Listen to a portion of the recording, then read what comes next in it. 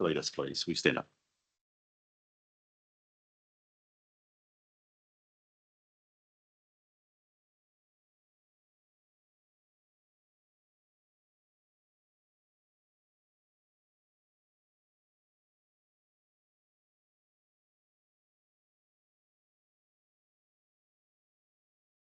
Thanks a lot for that, Paku.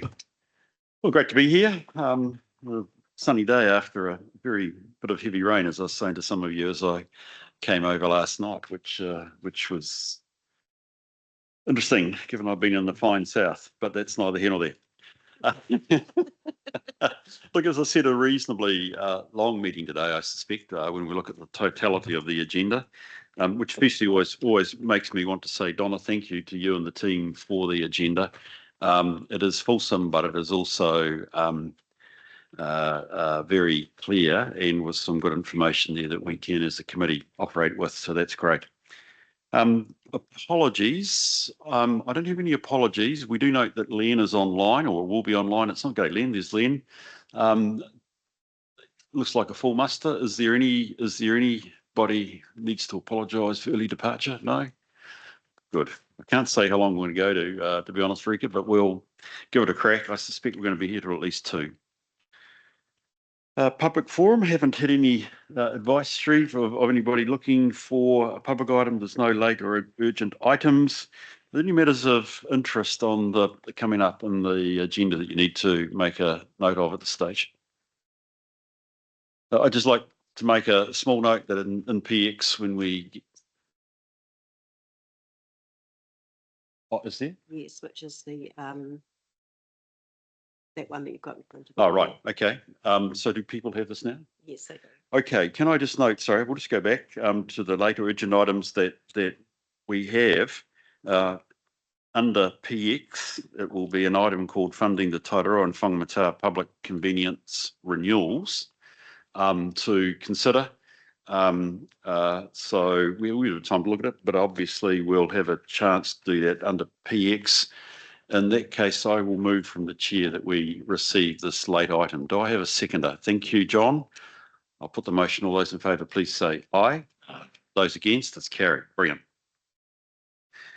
Just under PX, there are matters there that I will just indicate my position from my personal perspective, and I will do that under PX. Can we look at the minutes for? Gee whiz, our last meeting, Sheree, give me your right. I thought I had my dates here. 13 Feb. I'll move from the chair. We take the true and correct record. Do I have a second? Thanks, John. Any matters of accuracy or correction? Yes, Martin.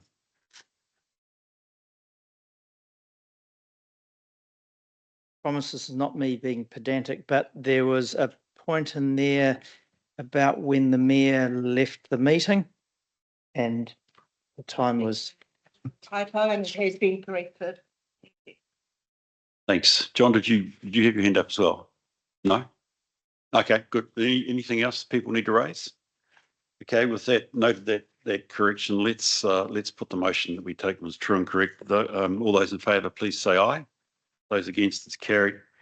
There are some follow-up actions, particularly out of the last meeting, for which a couple have been closed. And they were essentially all matters of information.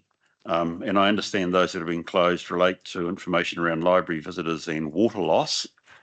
We still have outstanding some information around airfields, strategic risk controls, and whether strategic risk controls and actions were in place. I'm not exactly certain what that was in relationship to, Paku, but I take it it's in progress, as well as also the assurance report around CoLab, and I note that CoLab will come up as a discussion item when we look at their SOI this morning.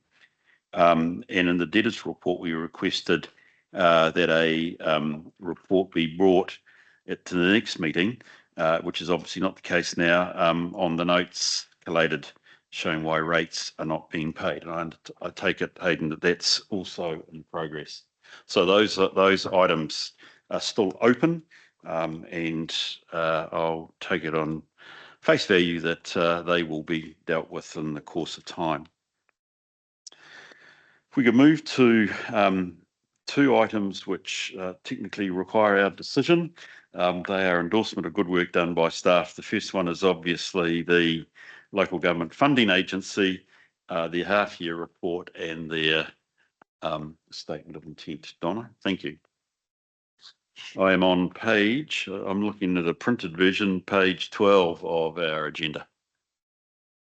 Thank you, through the chair. This is their half-yearly report and their draft statement of intent.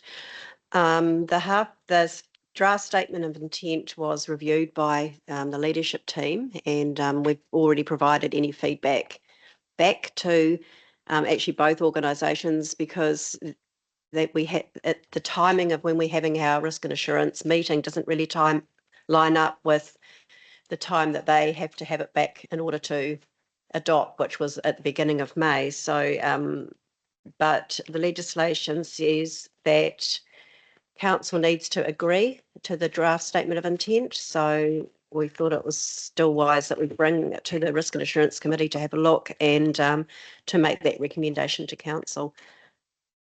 So I'll take any questions. John. I'm happy to actually go straight to moving the two recommendations that we receive and that we agree with the draft statement of intent. I'll second. Okay, I heard Deli's voice first. So I'll take that. We'll let that lie. Is there any comments or questions folk would like to make? Terry, I think you may do. Yeah, I'm just interested really around the significant progress assisting both central government and councils and local water done well. So is it all councils they're working with, or is it just a particular range of councils that are working that stuff? I think they're working with the DIA or through that avenue. They're not working individually with individual councils, okay. as I understand. But they are setting themselves up so that they can, initiate the borrowing when those organisations, the water organisations, are established. And nothing to do with invoicing and all that. It's all about establishing the invoicing watering like that. They're not getting involved with that side of it. No. Okay. No, they are only involved with borrowing. Just the borrowing. Yes, they're a borrowing agency. Okay. Thank you. Now, sorry, Deli, I think was next to, no, or Rika? No, Peter, it looks like you. I was just going to say. Oh, okay. So Peter, comment. Yeah, so just a question. It's on page 58 of their statement of intent. The operating expenses, they're just forecasting quite significant increases in their operating expenses there on the top of page 58. And I'm just trying to figure out why, and thought, is that somehow related to what they're going to have to do for local waters done well? Do you have any sense of why the operating expenses would be increasing so significantly? No, I don't, but I'm just going to have a look further down just to see if there is a breakdown of that somewhere. Look, I'm happy for it to pick it up later. It was just... Yeah, I mean, I would say that it wouldn't necessarily be just with waters. I think it would be no different than any other company in us. It was operating expenses increasing with CPI. And just the cost of doing business going up. So I think that may be it. It's the double-digit increases. So yeah, look, I'm happy for it to lie. I think one of Deli. Top of page 59, it says the forecasts include consideration that LGFA will provide financing to support water CCOs. So maybe what you're saying, Peter, is quite correct, that they're looking at an increase in the volume of work. I think the other thing I'd note to that, Deli, is it's not just water. You looked at their green bonds and their climate action loans. There's a growing piece of work there that I'm aware that they're undertaking, which quite frankly involves more staff. So, Peter, I can't, shall we say, defend or explain the increase, because I don't think from my read up front that there was necessarily a particular explanation. The critical thing for us is two things. One is, what is their ongoing credit rating? And that has, if I've read this correctly, in light of the ongoing circumstances, including their expanding size of their balance sheet, they've retained their credit rating. It could come under pressure if the government's credit rating comes under pressure, but they are reflecting a reasonably good strength there. I'm not necessarily a treasury management expert, but it's interesting to look at their balance sheet in particular, because that's where you're balancing off the level of debt that they have issued to local government versus actually how they're funding it through the expansion. And this is actually probably another area of operation, but you can see that they're reaching out to the Australian and the European markets actually for funding, given, I think if I read it correctly, they're the second largest lender in the country after the government. So very interesting to look at the size of that. And I'm sure as I did, you went to see where we fit within that picture. Was it 91 million? I should be careful before I say that too loud. There was a number there. I can't remember what our number was, but was that roughly the number, Hayden? I could be wrong. I think it is. So, I thought it was interesting. They seem to have a book about 3 times the size of TSB Bank and almost the size of Kiwi Bank. So, and I think from a bit of old knowledge, you reflect how much they loaned to Auckland. That's certainly not all of Auckland's loan book. So, there's just shows you the size of debt that we've, as a sector, taken on. Rightio, that's good. So thank you. So we are just affirming the good work done by management, John. Just a suggestion. I think the point that has been raised is really quite a valid point. And whilst we, I think, should approve or agree with the statement of intent, it would just be nice, I think, in our response back, confirming that we ask them for an explanation as to why, just so they can see, if nothing else, that we have an interest in what they have presented to us. And if there is anything, outside that needs to be brought to our attention, that it come back to the next risk and assurance, just for an update.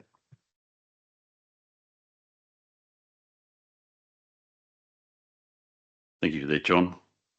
I would reflect the key thing for this is what's their bottom line. They're a business, and actually that business is relevant to us in terms of price. So that's interesting as well. So look, we've got that on board. There's a small note that we could probably, I presume you've already made the response on the SOI given timing. So it may be just a follow-up letter to say the council is affirmed, and we would just appreciate some heads up on why the expense number is moving. Okay, well, John, thank you for that. And I think, I can't remember who, Rika, sorry, I think it's you or Dally, somebody seconded. I'll put the motion. All those in favour, please say aye. Those against, it's carried. So we now move to the CoLab report. Again, a key player in our life here. Again, Donna, are you speaking to this? Yes, I am. So through the chair, this is our other CCO, and they're under the same legislation as local government funding agencies. So again, this is presenting their half-yearly report and their draft statement of intent, which we have also had a look at the leadership team. Right. Do we have questions for Donna? Yes, Martin. So in the main part of the report, and also in the message from the chair on page 87, it talks about the disestablishment of the CoLab learning, and the message from the chair is he uses the word really disappointing and perplexing that councils haven't seen the value in it. I wondered if Aileen might like to comment on that, give her perspective, please. Yes, so our P&C manager was heavily involved in this because we don't have a learning and development system here at council. So we were promoting really strongly a collective approach across the Waikato, so that when somebody was trained through our systems, they were also trained sort of across the Waikato systems. And so we supported it, promoted it. In fact, Lisa stepped into actually driving the project, and a number of councils pulled out for legitimate reasons and of their own. And what happened in the end was we've ended up actually using the resource that CoLab had, and we've developed what's called a Management 101 program out of it, which will be launched in TCDC in the coming months. So we've ended up getting really good value out of it. And now that we've developed it, the other councils are asking us if they could have a look at it with a potential to use it for other councils. So the objective is really that a Management 101 training course would mean that staff can move around the Waikato with some sort of consistent approach. If I may ask a follow-up question. So it wasn't done as a, because his line under that says, in at least one instance, the service was a victim of broader cost cutting by council. So they, which council were they talking about? Is Peter Stubbs talking about there? Councils. There was a number of councils that pulled out. So there was a reasonably big contribution up front and with an ongoing cost. So a number of them pulled out. Right. Okay. Thank you. Under the same rates of pressure as everybody. Yeah. Yes, which is, I suppose, Peter's sort of quandary. Why would all councils, or why would they have to can it when in fact we're trying to save the dollar? But it perhaps should be something we should be very concerned about, that actually it is about developing staff and about being a good employer. So well done, Aileen, that you've picked up the mantle for staff here, but it does make you wonder about the broader aspect. John? Thanks. Look, I've read this report and read it, with a ratepayer's hat on and looking at it from what value that I'm seeing out of CoLab coming back to council. So I have a broad question around whether we're getting value for money out of the relationship with CoLab, and then I start looking at the report itself and see quite a number of the items where they are talking about that it hasn't, or it's still underway, or it's a work in progress and hasn't been able to deliver, and words to that effect in a number of those settings. So I'll just leave my broad question around: are we actually getting value for our stake in CoLab? Yes, you're welcome to. Yeah. So we have done some work on that, and Paku had a look at all the pieces of work we're doing. I think we've reported it maybe last couple of risk and assurance meetings ago. And it really depends how you value the actions that are underway. There is value in collaborating and getting into a room with the same folk that do the same job across the Waikato. There's a whole lot of intangible benefits from that. And Brian is the chair of the building cluster. Yeah, so they get together and there's outcomes that you couldn't measure in terms of just the collaboration and the ability to actually talk about what's going on. Brian does have a cunning plan into the future around the building cluster, which we can report back to you in due course, that will give us some benefit. I think overall Paku's review was that we at least break even, so we get back what we put in, so we're at least in a break even position, but that's not to say we can't get more value out of it. The break even position is probably heavily influenced by the deal that we get with insurance through CoLab And energy. and energy. There we go. Yeah, Thank you. Paku's nodding. So, and just relating to that, Deli, sorry, Peter. It's not that. Deli. John sort of asked my question actually about the value, but I was also thinking because we subscribe to LGNZ, which is more around the education of elected members, and this is more about the staff and those opportunities to network. Another cheeky question would be, if we've developed, and congratulations on developing a learning methodology, are we going to charge other councils for that? Well, unfortunately, we don't own it. CoLab own it, and it was their resource that developed it, strongly driven by our P&C manager. There's always an encouragement within the sector for cooperation, Deli. We may well be and borrow steel off them. That thought crossed my mind when actually you were saying it, but I figure we don't charge that, or well, as you say, it's not even directly our IP. We've just pushed it on a bit further, which is a good thing. Peter, I think you had a question. Yes. Thanks. So just related to that, on page 91, you have the shopping list of what are the products and services they offer and which councils take them up. And you look at Western Bay, and they've actually only are utilising two of them. We've opted out of 3.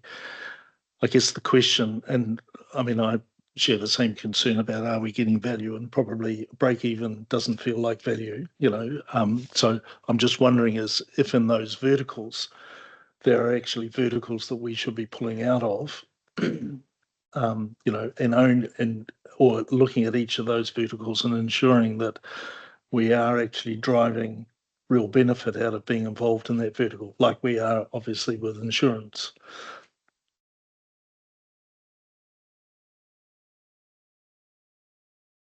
Yes, so through the chair, we have done a little bit of work with looking at that, but and we have actually, there are some offerings that that come through or that have that we don't end up participating in, or that we pull out of because we don't see the value. So the things that the verticals that we've got there that we are, those are the ones that we are seeing that we are getting some value out of by being part of that collective. In regards to like Western Bay, they're a relatively new shareholder. They've only joined, I think, last year. So they, I'm assuming that they will pick up some of the offerings as they, become more involved in the organisation. Western Bay are an interesting addition to this because they used to be part of the Bay of Plenty LAS, but sold their shares, I think, to Taupo, and then came across into the Waikato LAS under the previous chief executive, who has since departed. So it'll be interesting to see whether they stay in this LAS or will go back to the Bay of Plenty LAS.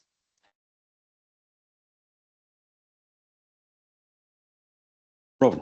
I was actually going to flip Peter's question around entirely and say on that on that table, there are 3 things that we're not participating in, and where are the opportunities to increase our value for money by participating in those. But I guess my real question is, if we were not part of CoLab, how much would what we're getting out of it cost us to do in-house? Because at the moment, it's a shared services organisation, so the cost is shared across multiple different councils, and it feels like that benefit would be more expensive if we were trying to do it ourselves. But I just wondered if you could comment on that. I can speak to the CoLab procurement support because that's one of the ones that I have been involved in, and what that is a resource that we have available who does a lot of procurement advice for us and work with us, which is great because we don't have that specialty in-house. So we've joined up with some, not all the councils, as you can see, but some of the other councils that have joined up with that. And we get really good value out of that. Paku can probably comment further if needed, but that resource we have for 2 days a week. 1 day a week, and and she is very well utilised, and that's a resource that if we had to have a procurement expert in house, we wouldn't be able to employ somebody of that calibre for 1 day a week. The other thing we should also keep in mind, dare I say it, is local government reform of some form when we effect a decision around water. It may well be that not only could we be dealing with stranded costs, but we may be looking at other ways to be efficient. This should always be a strong lens, and I absolutely take your point, John. There should be a strong lens here that's actually a buck in this for us. In other words, we should get something back that's efficient. But I would suspect as a smaller organisation, which is what it is, if you suddenly if you choose to send water out, this may well be an efficiency function that you'd be looking for. Okay, do I have a person prepared to move? And the motion is in effect that we receive the report and we essentially affirm the position that council has taken. So thank you, Robin. Thank you, Dali. So look, is there any debate on the motion? I'll put the motion. All those in favour, please say aye. Those against, it's carried. Thank you. Very useful report and useful discussion. I appreciate that. We've got some information stuff now, which is also very interesting. First one's 3.1, which is the asset management maturity review. Very interesting report. Donna, I don't know who's talking to this. On the line, Amon is online. Amon is Oh, no, online. he's not. He's right here. Amon's here. Brilliant. Oh, well, welcome you guys. Appreciate that.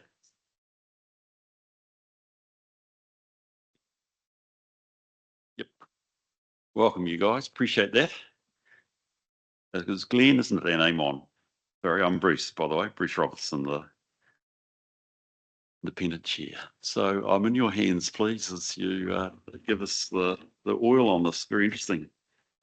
Yeah, good morning, everyone. I've been involved with asset management for 7 years, so can offer a bit of insight. But what's specifically in front of you is a maturity assessment, which puts a bit of a benchmark, sets a stake in the ground in terms of where we are.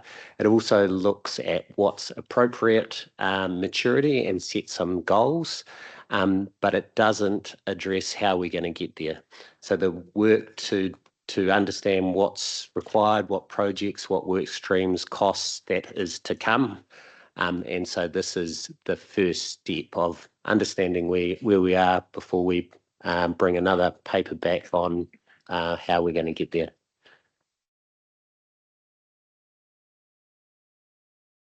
Morning, everyone.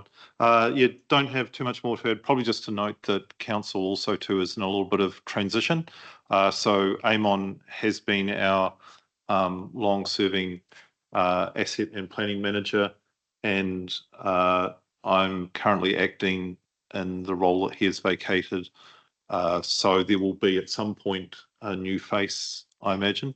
And in the meantime, we carry the baton for this work. So yeah, the improvement plan will come, and just noting that the maturity assessment is consistent with a lot of council struggles to do asset management well, that it's something that's important but usually not urgent, and urgent usually wins over important. And so our challenge is to not lose sight of how well we're doing this. We didn't. We have a number of gaps to address, and we have a really large portfolio of assets. I don't think anybody else on the peninsula owns as much as we do, except maybe Dock. But certainly in terms of hard infrastructure. So assets that live a really long time, but are managed inside a shorter political cycle and all of the tensions that creates. So yeah, the the improvement plan is where we'll come back with the action plan and a question about how quickly we progress to close the gaps. So look forward to that in due course. Thanks, Glenn. What's the timing on that improvement plan? Will it be next meeting? Yes. Yeah. So it will be completed and for staff review this month. June, end of June, and yeah, for next meeting. Brilliant. That's great. Questions for Glenn and for Amon here? Yes, Peter. Thanks for this, and it's really, I think it's really important that we look at the way we manage our assets. My questions relate to page 109 of the Tonkin and Taylor report, where we're looking at the target maturity and the target score adopted, etc. And my understanding from reading the report is these were the target scores adopted were a result of discussion amongst staff and the people who are on the ground and looking at that. So if we just let's pick the coastal. Right, so coastal, where the target maturity has been determined to be intermediate rather than core, and it's also been determined that the target score will be 80, which is at the top of that range. And it always seems to me that when you shoot up there, there is a significant cost involved. So I've got two questions. why do these things need to be intermediate and not core? And secondly, why, when we determine for whatever reason that it needs to be intermediate, do we then set our target at the very top of the scale and expect to get there and expect the money to be coming to enable us to get there?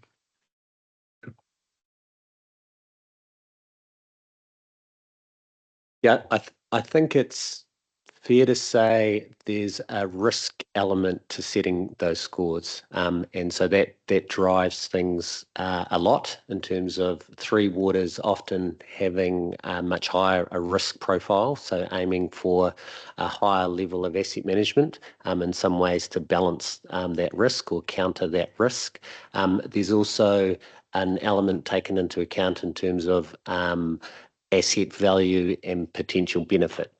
And so setting those scores was done through a number of workshops led by Tonkin and Taylor with staff input, where those things were traded off in terms of what should be given the highest score. I think I was probably an advocate for a higher score in the coastal area, given the number of risks that we are facing and the climate change aspect. But it's a little bit subjective in terms of, is coastal as important as water? It's hard to balance that. So I hope that there's another element to the setting of the maturity.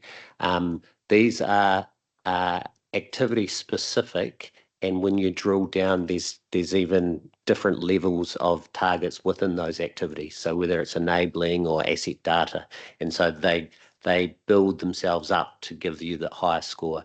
From a council perspective, asset management strategy perspective, in the past we set core as being the minimum that we need to achieve.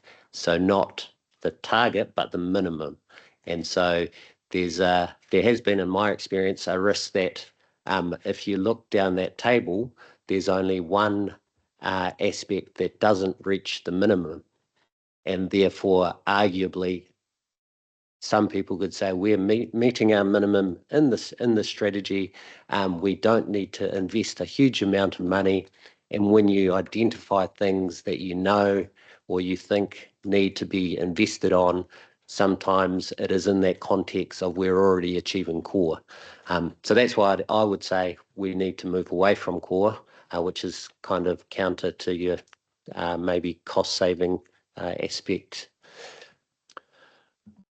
So,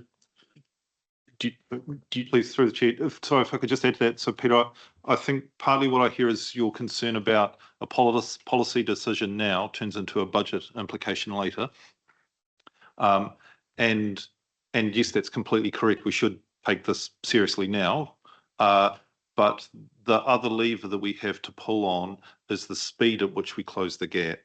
And so we can say, in terms of risk, this is what we should ultimately aim for.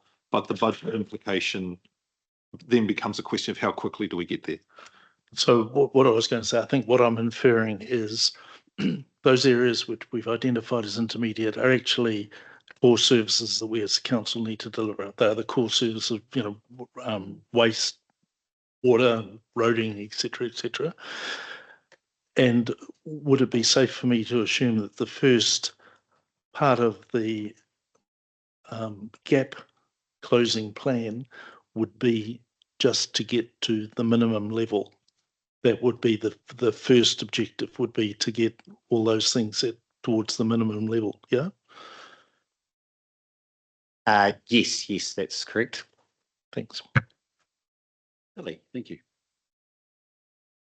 Yeah, Peter's questions asked some aspects of my questions, and I'm just looking at page 113 and looking at those bar graphs of maturity. So when I look across that graph, it's interdepartmental. There's different group managers and people involved. So they were part of those workshops. And therefore, if a risk was deemed higher, that would then inform a paper to an annual plan review, I'm just thinking like the timber tanks and the roofs that have collapsed and things on the eastern seaboard, or therefore, if I extrapolate that out, inform a long-term plan review. So I'm just thinking about the mechanisms of how, if you suddenly realise that a risk has become higher, that the paper from that department is prepared and brought to council to go, gosh, you know, this is actually this maturity level or the risk level has been raised. We need to find that extra money to address that issue. Does that make sense? You're looking confused. So I guess there's two different budget implications. So one is capital works, and I think the risk around a structure is what will stay the same. So the need to do the work or not do the work, that project would stand on its own. This is more about the level of resourcing the council does or doesn't put into how well it thinks and does its planning. So there's a paper coming on project delivery, and in one of the later paragraphs, there's buried in there is a little line talking about the challenges the team has faced, about work turning up that hasn't been scoped properly. And so it's so planning to take care of what we have, as well as planning to spend the right money at the right time in the future. So being able to facilitate the conversation around the table to advocate for the long-term implications of decisions that are made now in a short, with more pressing short-term drivers, and the ability to support you having those conversations well comes through planning and thinking. So this isn't really about we haven't built the right stuff. This is about we are underthinking when we go ahead and do stuff, or choose not to do stuff, and the risks that brings to council. Thanks, Tilly. Martin. No, I think it's been covered off by my previous colleagues' questions. Thank you. John. Thanks. I did struggle with the Tonkin and Taylor report, and I struggled because it's sort of painting a picture of there being significant gaps in the asset management program, but without really describing or rating the importance or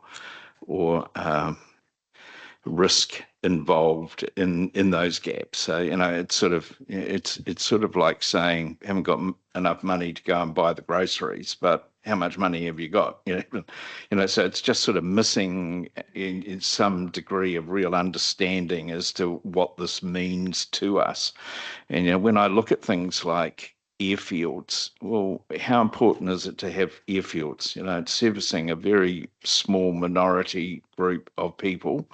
And you know, so some of those, you know, halls are another one, swimming pools are another, you know, and yet we've actually, it's only one that we've rated above performance levels. And I think we only own one swimming pool, don't we, around the district? And one that's past its use-by date and has got the subject of hundreds of thousands of dollars being spent on plans around what we're going to do. So, you know, I'm just sort of foreshadowing that I am struggling with this report. I think what I would like to see with it is the next part that you have sort of foreshadowed that is coming, which is the implication of this and what's actually involved and what sort of costs are going to be involved in it to try and put a level of understanding from a governance perspective as to what risk this actually means to council. So I'll leave it there, but welcome your comments to what I've said.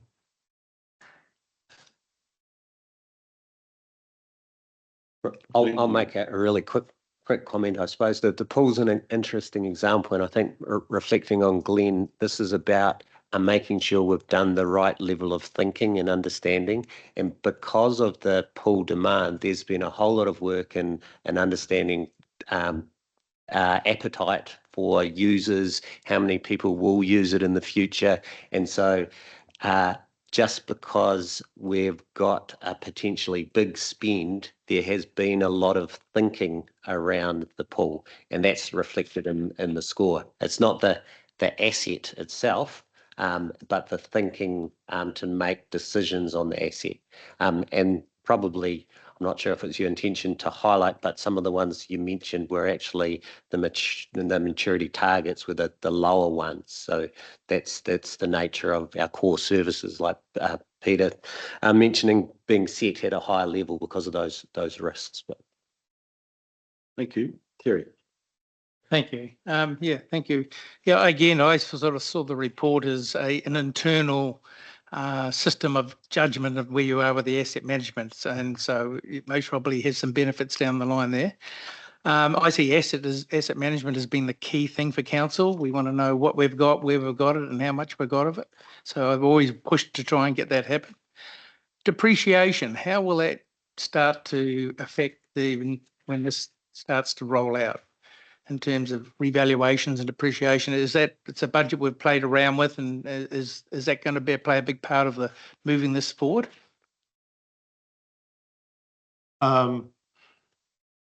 Doing better asset management would give you more confidence in the depreciation numbers that are coming.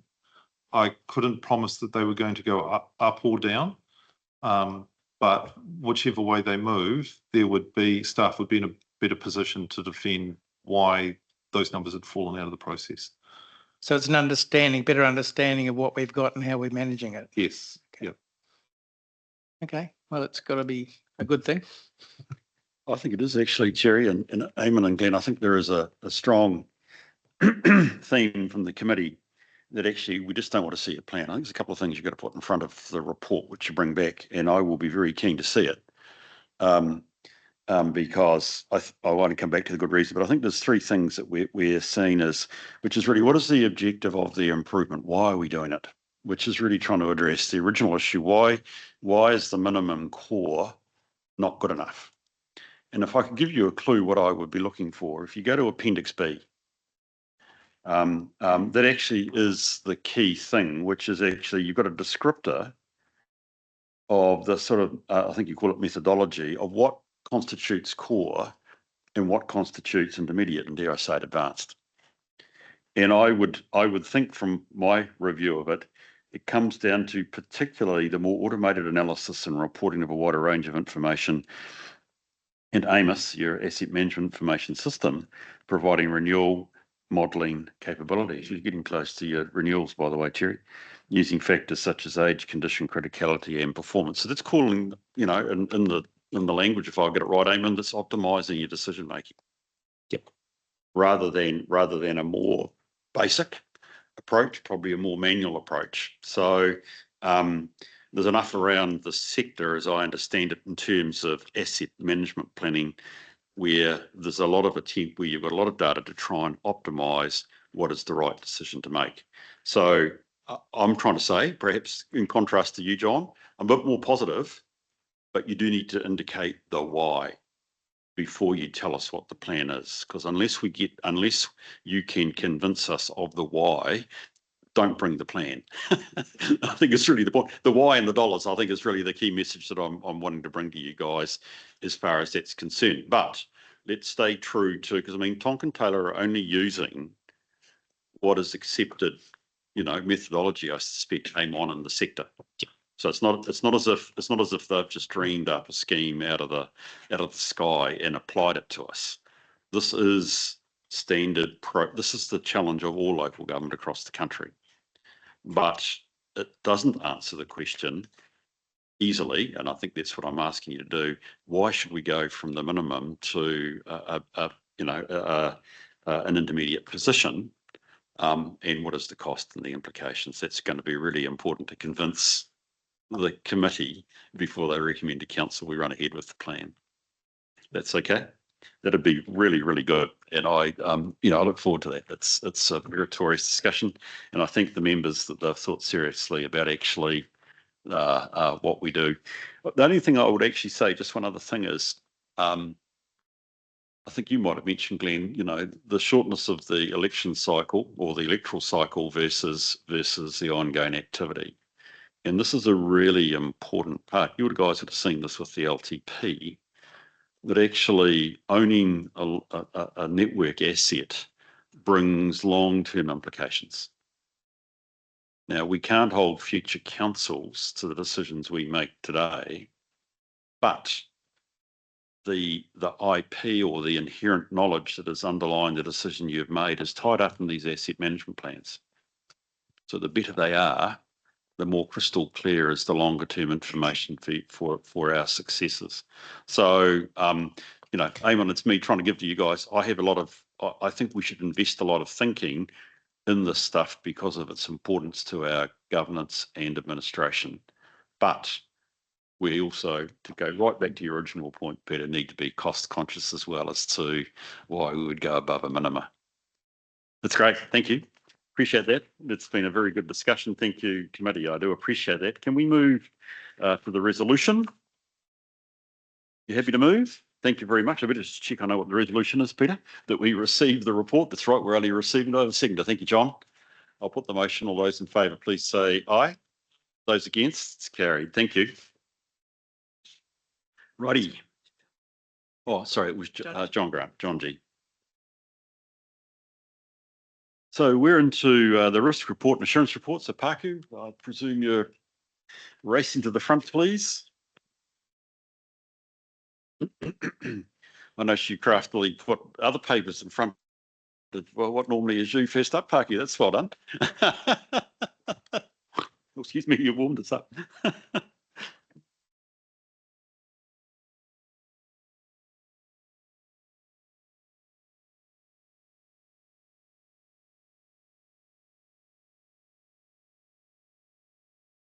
Okay, through the chair, just like to take the report as read, the risk report that is. The key points to this particular report, I'll start with the full list of mitigations for the bow tie risk assessments that have already been undertaken.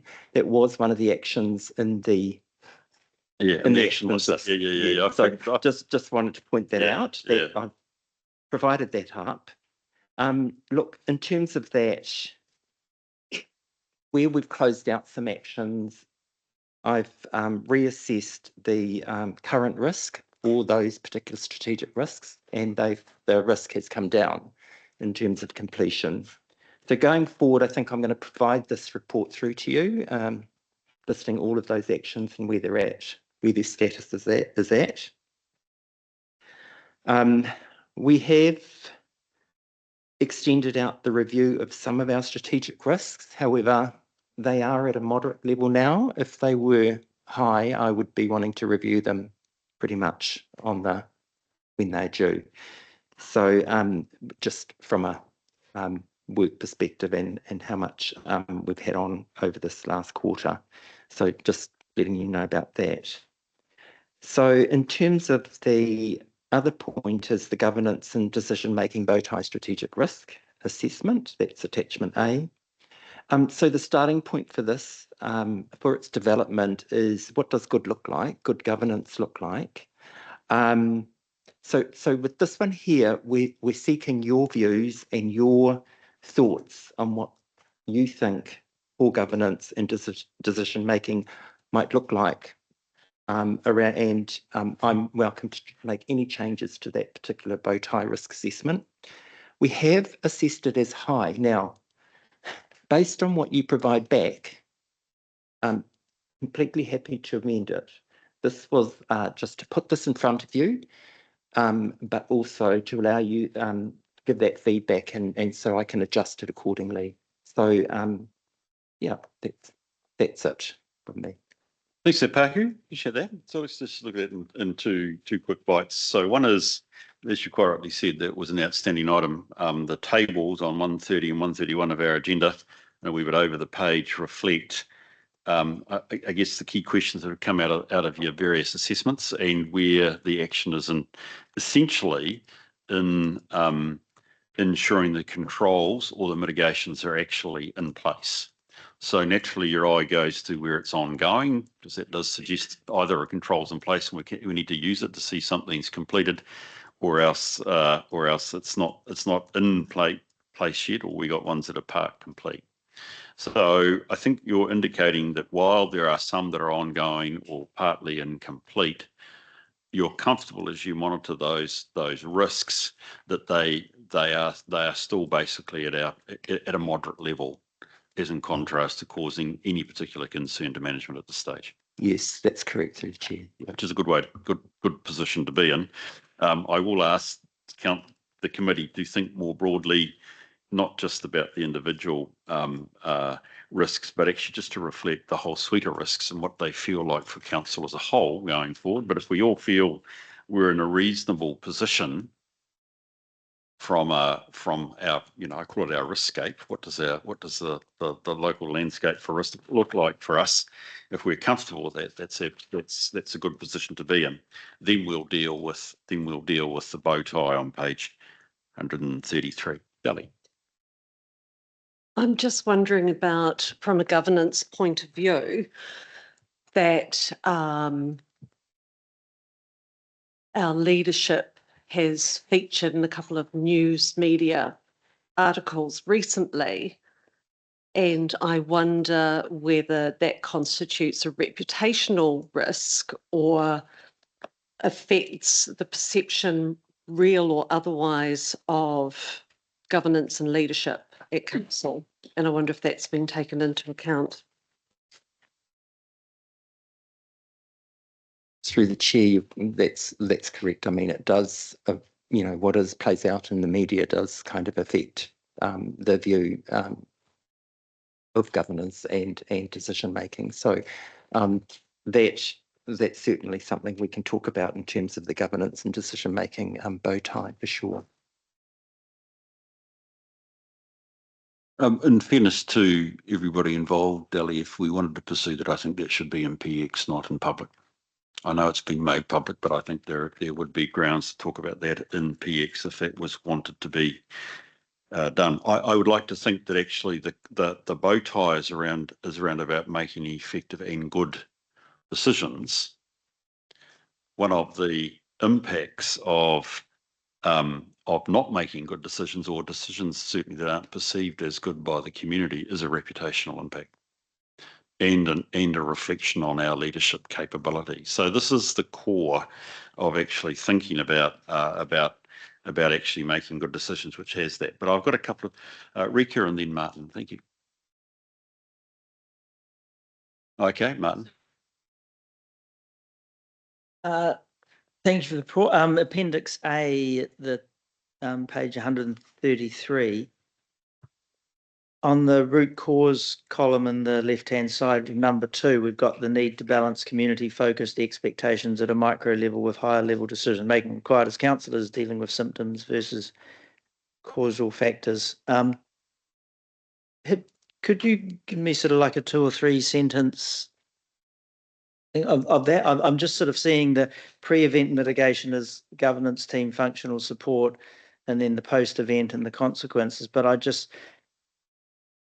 I know we all struggle with the, someone wants their footpath fixed as opposed to let's have a strategy about how many footpaths we fix. But I'm struggling a little bit with the mitigation as governance team support. Through the chair, the controls are not in any direct relationship.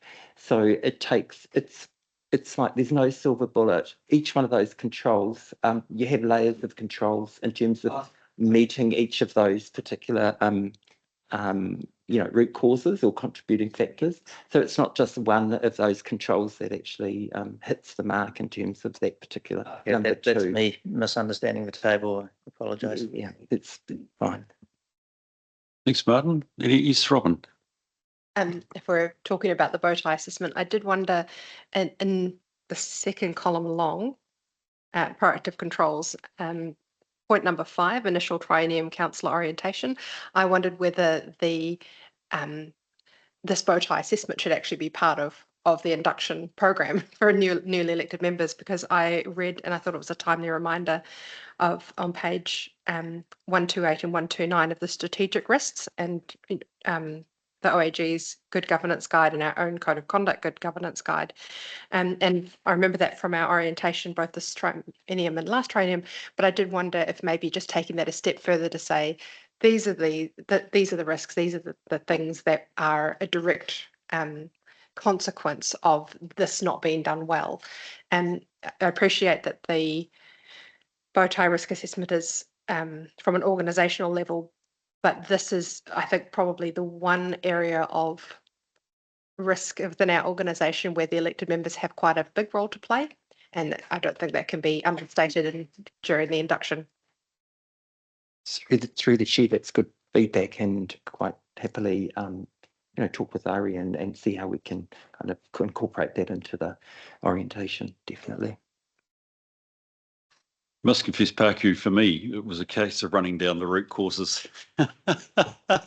And in some sense would want to take a temperature gauge of how we're all feeling about essentially root causes are, if there's any evidence of that inside our organisation, we're automatically, we've got a challenge potentially about our decision making. So, and I wonder whether there are one or two other root causes, but I'm not overly worried about that today.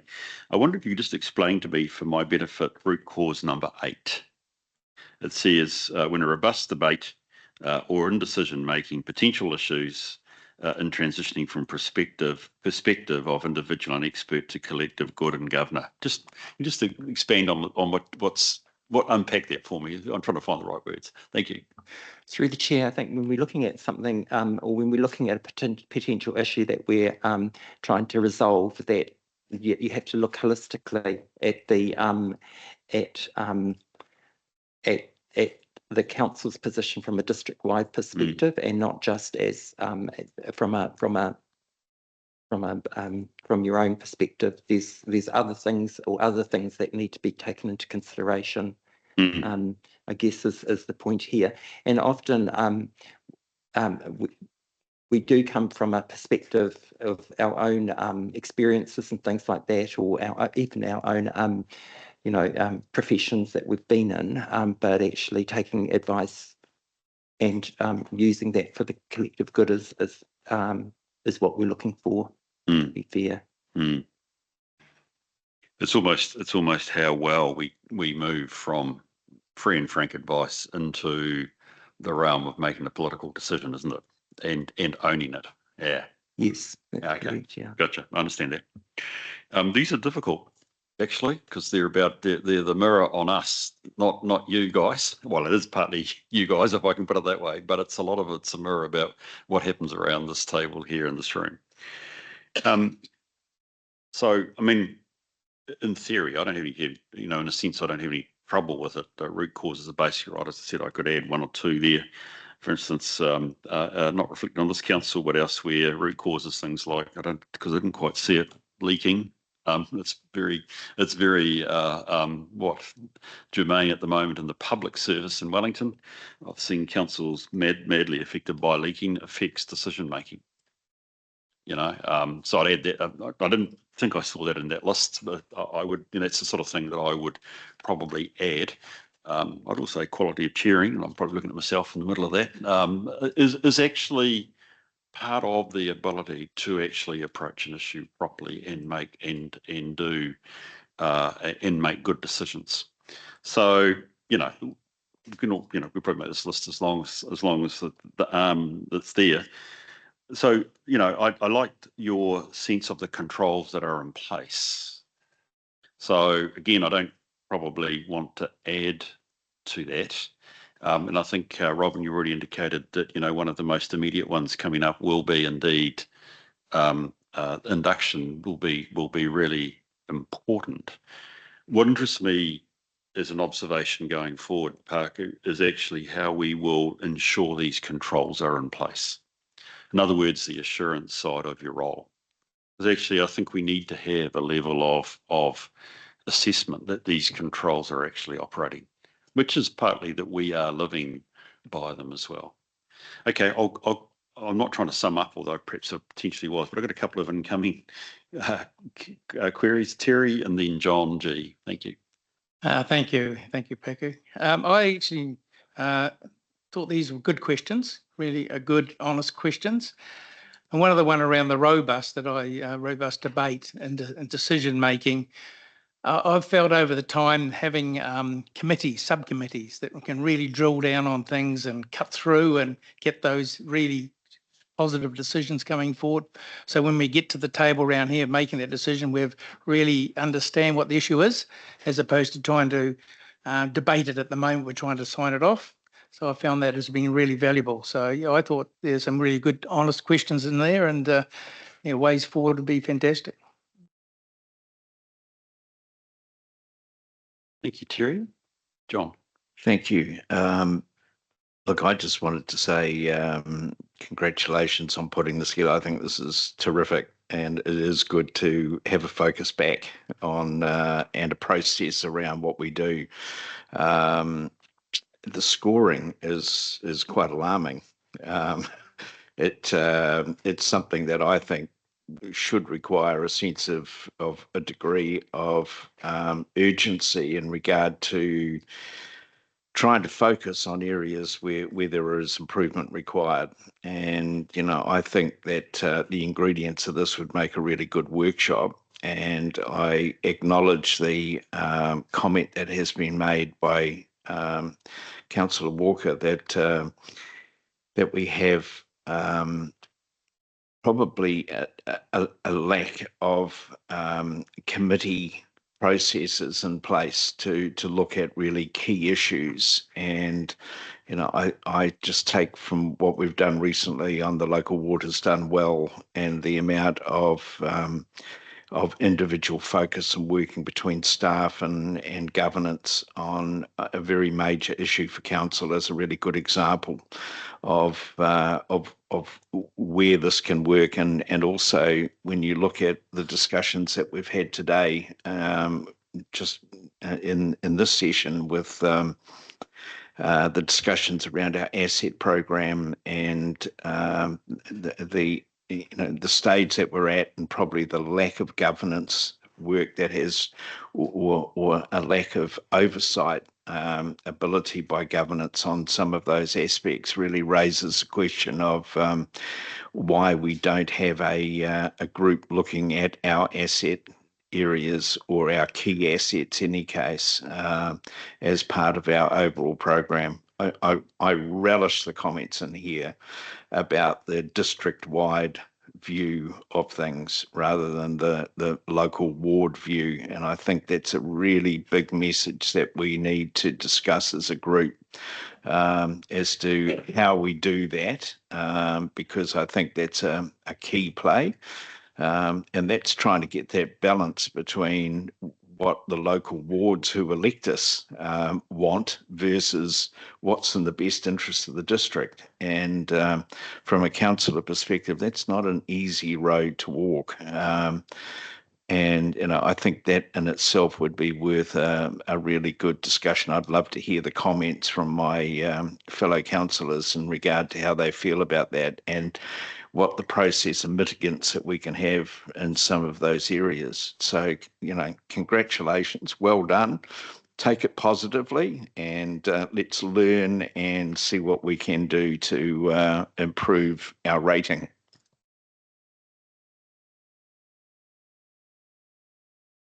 Thanks for that feedback, and I'll take that on board. You talked about a potential workshop around this, discussion around it. That's Martin. certainly something. Yeah, and agree with you completely there, John. And in root cause number 5, still on that attachment A, I think it might be a little typo there because it says e.g. LTP greed projects and commitments. Perhaps that's too honest, but That's a typo. But yes, absolutely. Yeah, the whole councillors trying to have a district-wide district-wide focus.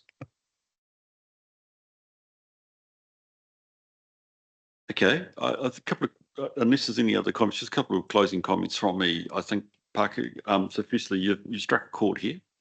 We've previously identified this as a strategic risk, and I'm appreciative that my colleagues have acknowledged this is something that gives focus, and hopefully you've got some ideas. One really modest post-impact mitigation, which I was just reminded of when John was speaking before, was I think it's actually important when we've got some of the big critical decisions to at some point do a post-decision-making review, really like a post-project management review. Why did making this decision go well? And what I'm hearing, John, I know you've probably got to make some decisions, but I'm hearing you've had a good process, for instance, around making a decision around Three Waters.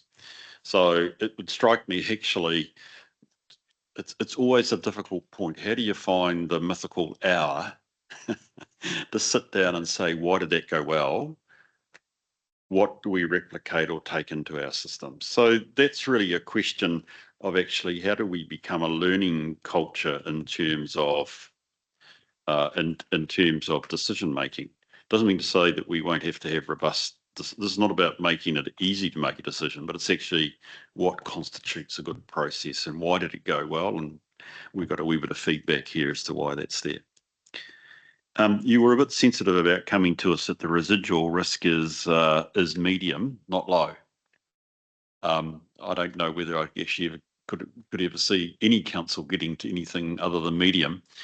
Let's hold that loosely, if I can put it that way. Let's accept that's where the number is at the moment. I think actually the critical thing is with the comments from my colleagues here, Parky, there is actually some actions that would be useful to see to give us a sense later on, as we'll have to always review our strategic risks, as to whether in fact we're running these risks or actually whether it's getting better. Is that a fair way to leave it at this stage? Yes. Okay, good. Good. That's great. Any chance for final comments, folks? Being none, can I just go to the resolution on this paper? I always have trouble finding my resolutions. We received the report. I'll move it from the chair. Thank you, Robin. I'll let you move it and I'll second that. I'll put the motion. All those in favour, please say aye. Those against, it's carried. Thank you. Into the assurance report, Paku. So I take the assurance report as being read. Through the chair, we've completed the income and revenue audit, fees and charges review audit. Yeah. With all our audits, we take a risk-based approach regarding identifying specific areas that we want to review and test.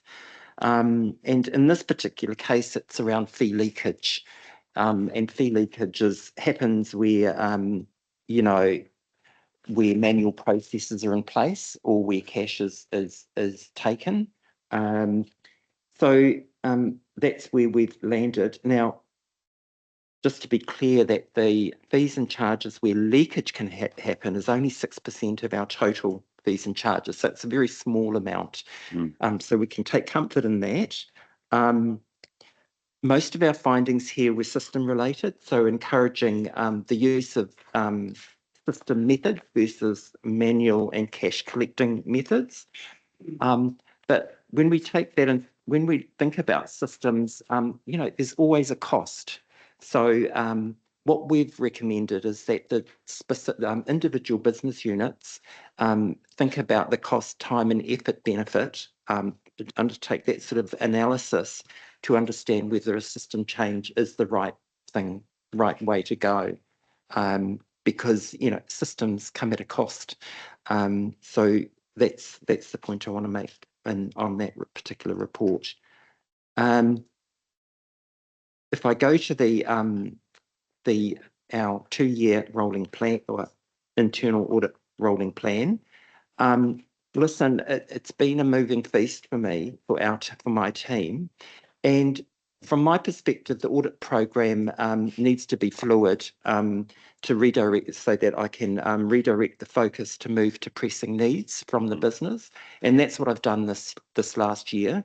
And that's in terms of providing real-time assurance to support the changes in the project and program management space and also the asset management space, which you heard from. So in terms of providing you with a new report on these 2 areas, we've been beavering away supporting those 2 teams in regards to their progress and their improvement processes. And one of those examples is that I took a I undertook a baseline review of the projects that were underway in the project space. That gave the program manager some real information that he could use to make changes or to adjust his improvement plans around his staff and their capability, capacity, and all those sorts of things. So that's kind of where I want to land on that. In terms of that plan, it is due for renewal, and I want to again establish a new 2-year rolling plan.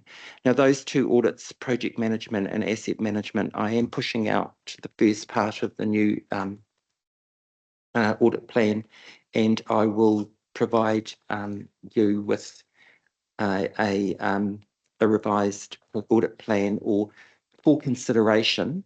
I do need to kind of engage with potentially the new corporate services manager to see what priorities that person might have when that new person is established here at Council.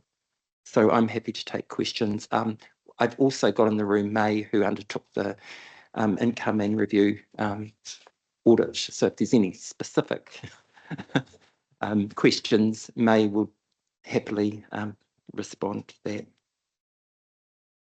Thanks for that. Paku, do we have questions or comments from folk? Balance is golden, eh, Paku? I was interested in the summary around leakage. I have to accept, it's at 6%. There is a very strong question, about what is the benefit cost of doing something more than is really an honesty system, is really what I think you're saying. And some people choose, rather than being, I shouldn't do the opposite and say dishonest, but choose not to help us and help the broader community, which is more a case, I think, selfishness rather than anything else. Having said that, it's always good to maximise whatever income you can get. But I do reflect the cost benefit analysis that would have to go on that. I must confess, when I looked at something like boat ramps, reflecting the nature, my understanding of the district, that must say, I'm surprised. Is it because people aren't choosing to be honest or to use the honesty system that it's only 6%? What should it be if all boat owners were actually were donating whatever the right word is for the fees? You see what I'm saying? The actual, I think your 6% is actual. What should it be? Should it be 10%? 20% of our income? I don't know. Hard to say because you possibly don't even have the data. That's right, and you're quite right.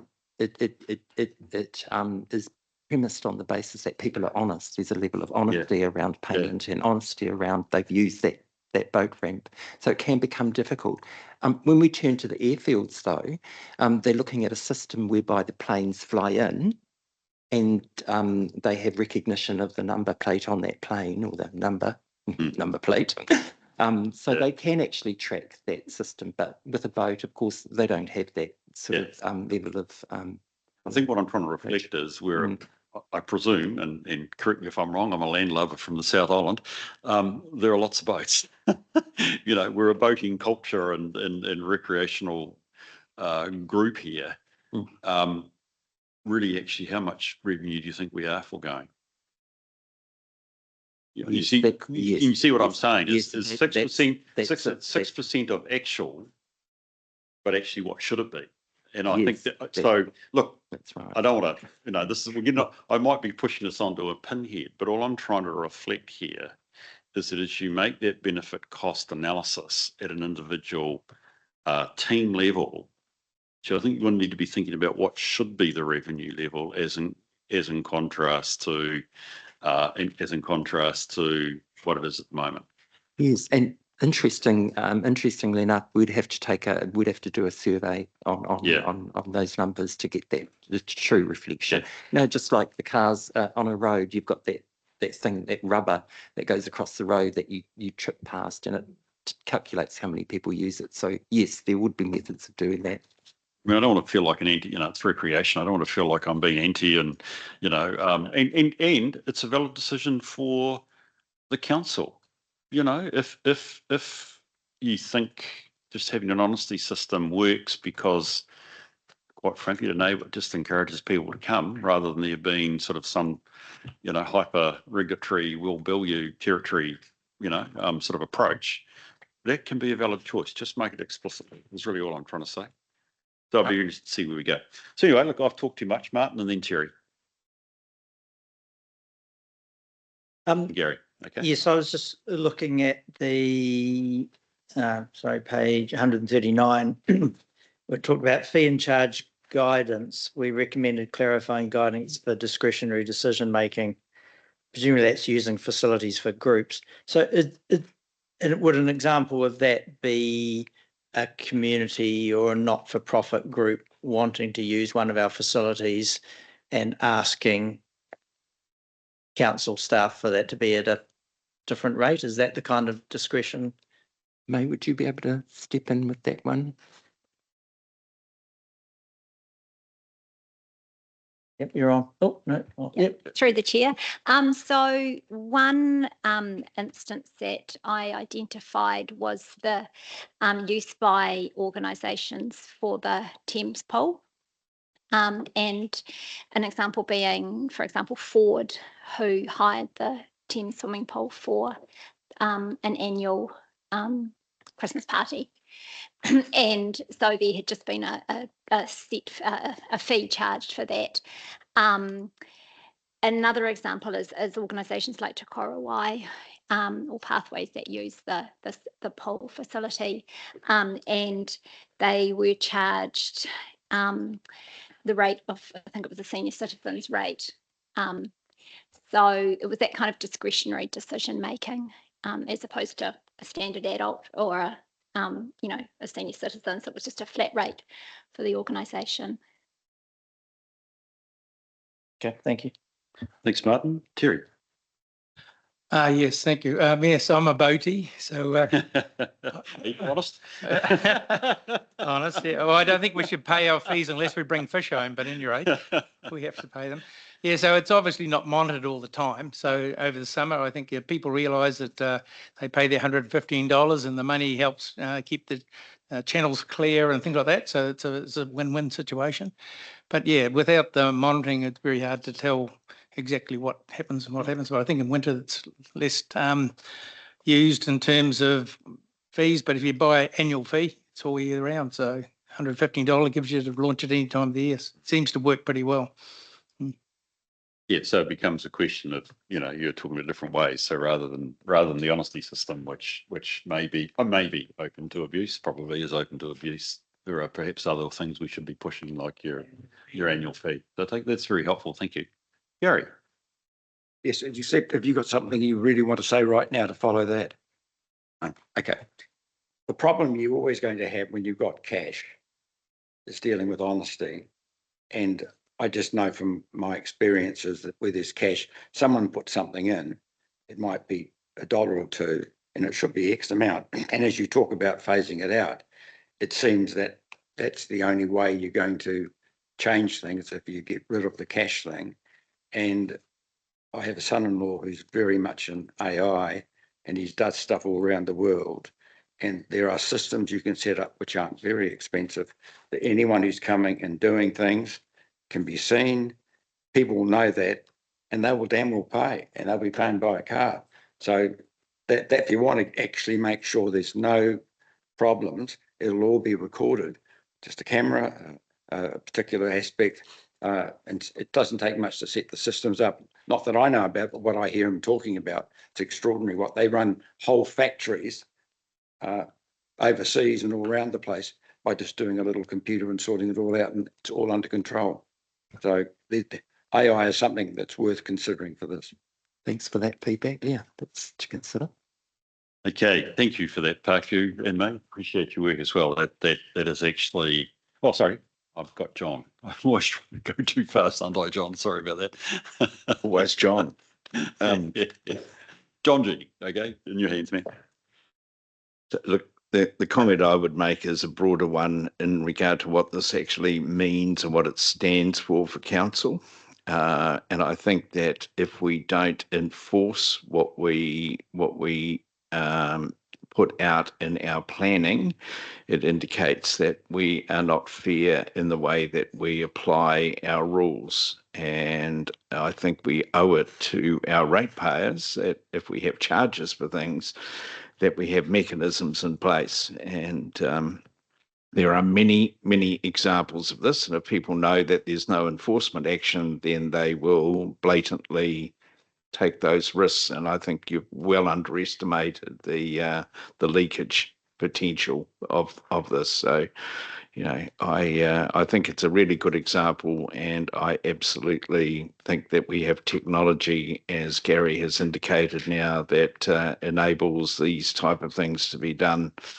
And I think it's our duty as a council, if that we apply fees, that we should have mechanisms, cost effective, obviously, but mechanisms to enforce those consistently. You want to make comment? No. Robin? Just taking a bigger step back, I know that our refuse transfer stations no longer take cash, and I've paid for things at the library with cash where I'm actually, interacting with a person. What other facilities do we have that are taking cash? I know that at Kopu you can't pay for your boat ramp with your boat day pass. There's a little scanner thing rather than actually paying cash. Are there any boat ramps that we're paying cash at? Okay, so it's not the boaties that are potentially part of the 6%. Okay. Well, I just wonder, because it feels like we already have the technology that's capturing the ability for people to pay. Sorry, somebody up the back. May, if you could shed some light on the areas where cash is paid. Yeah, so through the chair. So the main area where cash was still used was seen at the libraries. So the swimming pools also, but we excluded the swimming pools from this review on the basis of the forthcoming review of the pool facility. But yeah, it's the libraries. Okay, I think that the confusion about boaties not paying cash was moot and that they don't have the ability to pay cash. But is it an honesty system when you may not choose to use? I mean, obviously I'm coming in from the outside and I don't know your systems. All I'm trying to reflect is what I've read in the report here, which suggested that that honesty or the honesty system might be being affected, whether it's cash or not cash. Yes. Oh, Brian, down the back there. Sorry, I didn't see the hand. Yeah, through you, Mr. Chair. I just clarify for boat ramps, as Councillor Walker touched on, you either have a day pass or an annual fee. I guess the concern that's being raised is if there are day pass people that are going out and not paying for that and not being picked up. But just looking at one of our boat ramps right now over the last 12 months, it's a new boat ramp. We've checked it 207 times and issued 38 infringements. So we are monitoring that, and the compliance rate is about 80%. But there is a risk, I guess, if you launch your boat and then drive your car away, because we're checking vehicles and we're checking to make sure that those vehicle registrations. So that's the gap, is where we haven't seen the boat go out, but the car's not parked in the car park. Well, that's really helpful. Look at it, and the premise of the conversation I had was could it be 10%? 15% of our revenue that we're missing, and that's just really helpful stuff, because of course we're working off a summary, which is actually your 6% might be closer to what actually the revenue should be. Well, yeah. Even if it's 80% of what you should get, we're only talking at best about 8% or so of total revenue. And through the chair, the number plate recognition is also one of the systems that was being suggested or recommended around just being able to not write physically the number and all that sort of stuff, but do it automatically in terms of boat ramps. Brilliant. Okay, well, that's good. We've got a bit of clarity there, and it helps understand better the results of the report and where we've got to, which is fine. Paku, just one other thing. Thank you for the comment on actually what your work has been devoted to, which is as you said, providing real-time assurance. I'm very comfortable about that. So I take it next meeting you'll come back with your 2-year program. Look, I just suggest it's a wee bit administrative fee, but just work out your total hours, how much you think it's going to take on that and how much free float you need. I always accept that people like me need a bit of spare time. I don't mean to do nothing, but naturally matters do come up. I find with your internal assurance resource that they just need to be able to be free to be devoted to. So whatever your allowances, I'd be interested to know just what you're doing there. That would be helpful. If you outside the meeting, I'm happy to show you what I see elsewhere. It just gives a sense of actually how we're utilising the internal audit resource. That'd be great. Okay, any other questions folk would like to raise? No. The resolution is that we receive Paku's report. I'll move in a second. Thank you, Rika. Thank you, Dali. Put the motion. All those in favour, please say aye. Those against, it's carried.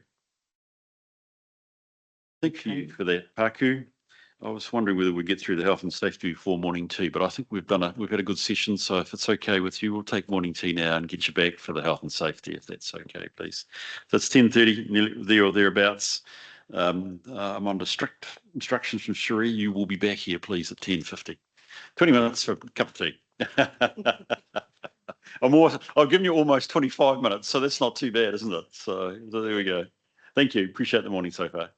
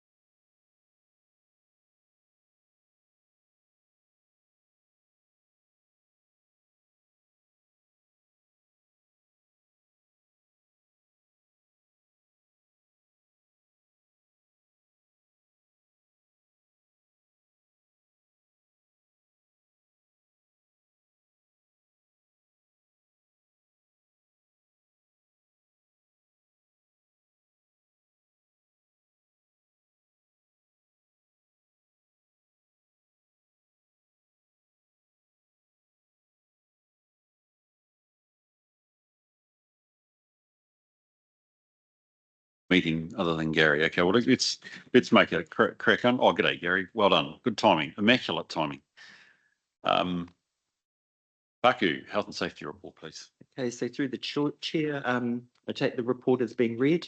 The key points to note is, look, firstly, in the reporting of incidents, don't be alarmed regarding the vehicle incidents now being recorded in the numbers. This is just a result of our new health and safety system, rather than there's a whole lot of staff doing a whole lot of having a whole lot of driving incidents. Also, look, we are looking at the health and safety tool carefully around how we represent our incidents in graph form for you, so that you get a bit more of a better steer as to the types of incidents and the level of impact on our staff of each of the incidents. So we're talking about, lost time injury incidents and, the severity of the incident, whether it's a first aid or whether it's an incident that requires someone to head off to the hospital and seek medical attention. So we're still looking at how we will represent that to you. So this report doesn't have that level of detail. So I'm going to move on to the bow tie risk assessment. And this is the one that you have been calling out for in previous meetings. Well, just information about what we're doing in the personal confrontation space. So the process that we undertook to develop this particular bow tie is as important as the information and knowledge that we gained from the assessment. So getting staff, people that are actually exposed to the incident or to the hazard, is just as important to actually provide their views about that hazard. Because unless you're exposed to it, you can't have it. I don't believe that you can have a fullness of view on how that affects you and what types of controls that we can put in place or that they can generate from their own thinking about what they can put in place around this hazard. It was really interesting to see the participants provide and identify what their views, where the areas they thought where personal confrontation might appear. So if you look in the blue boxes, that's the areas that it turns up most for our staff. So the other thing to this bow tie risk assessment is that by and large, you'll see layers of controls. So with personal confrontation, there is no silver bullet. You have to have a number of controls to control the particular hazard. And that's where you'll see a whole line of boxes alongside the particular hazard or the particular, personal confrontation type that is there. I'm just trying to look to see where that contractor that was knocked out, where did he fit in those blue boxes? Sorry? There was a contractor who was knocked out, left unconscious. Yeah, but does that fit in those blue boxes there? Sorry. No, I've seen that, but I'm just looking at you talking to the blue boxes. But okay. So in terms of that particular incident, that'll be reported in the incident dashboard. Firstly, that's number one, as a significant incident. And you'll see it there, one, in that appendix A, you'll see it there indicated in orange. And then so that's where we had that particular incident. And then we have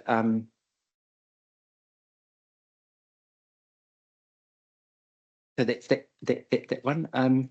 Here it is. And then if you go down to the incident trend analysis and commentary in Appendix A, you'll see the detail of that particular injury that was sustained.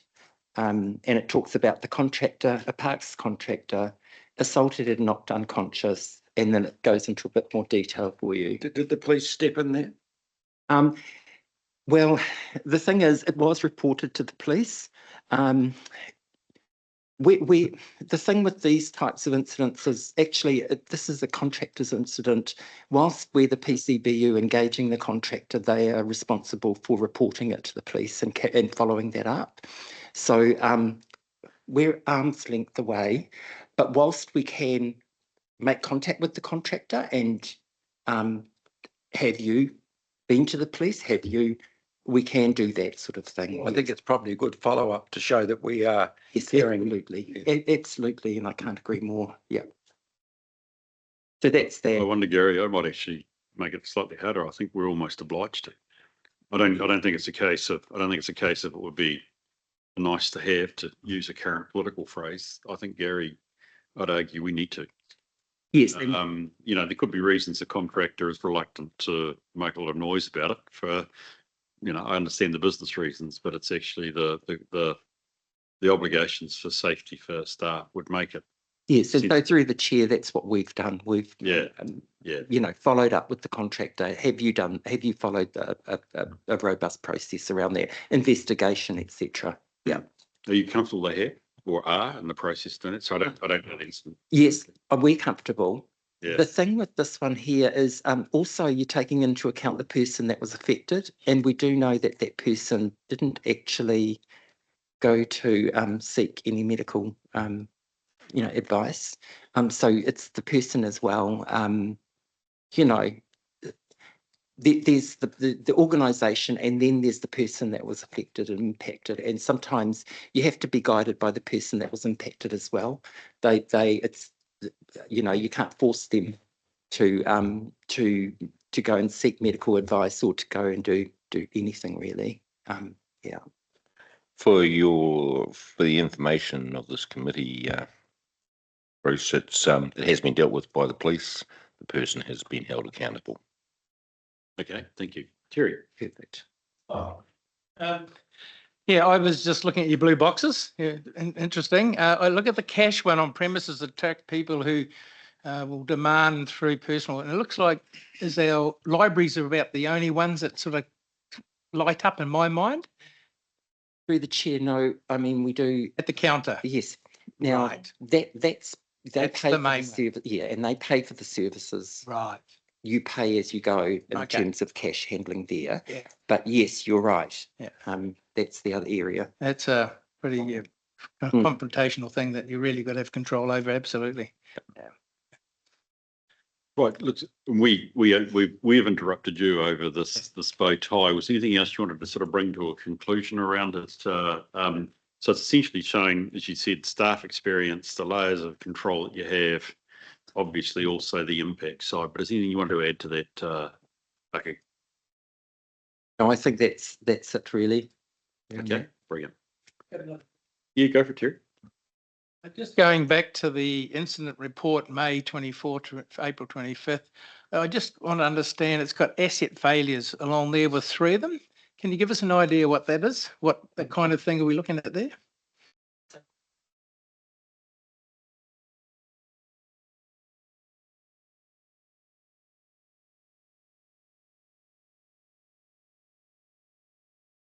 Okay. Right. Right. Okay. Got it. Yep. Terry, sorry, Paku, with the bow tie, is this something that's discussed at the Health and Safety Committee? Yes. In fact, we encourage the members of the Health and Safety Committee to be part of the bow tie process. Yeah. Yeah. So I think what I'm sorry, it's not me trying to in some way minimise, but I mean the critical thing is that staff recognise an input to this, but B, they have an acceptance that the nature of the controls that you have in place here are adequate. Has there been suggestions for more controls or something different?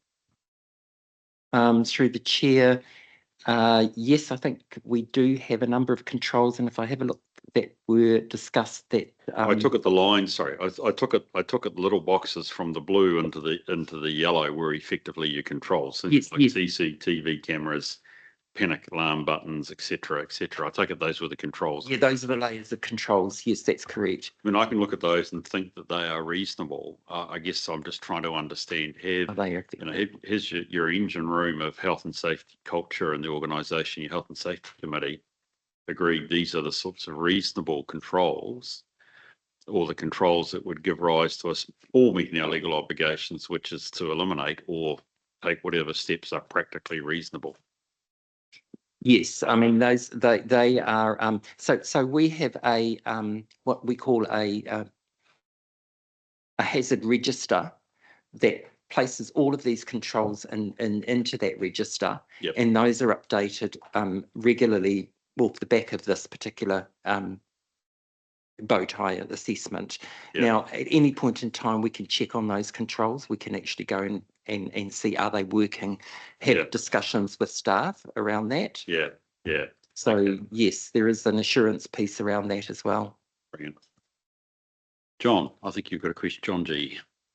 Thanks. I was just interested in the spike on overspeeds, and I know you've commented in regard to them now being reported. I'm just interested to understand. So this is a automatic process. Do you have tolerances, or if someone goes over whatever the speed limit is, it immediately is reported?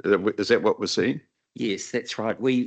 So we have our vehicle fleet provider provides us with reports with staff that are over the tolerance level, and I'm sure that's 10 kilometres above the normal speed limit, which we don't tell a lot of people about. But anyway, but you know, I mean, there's a line, right?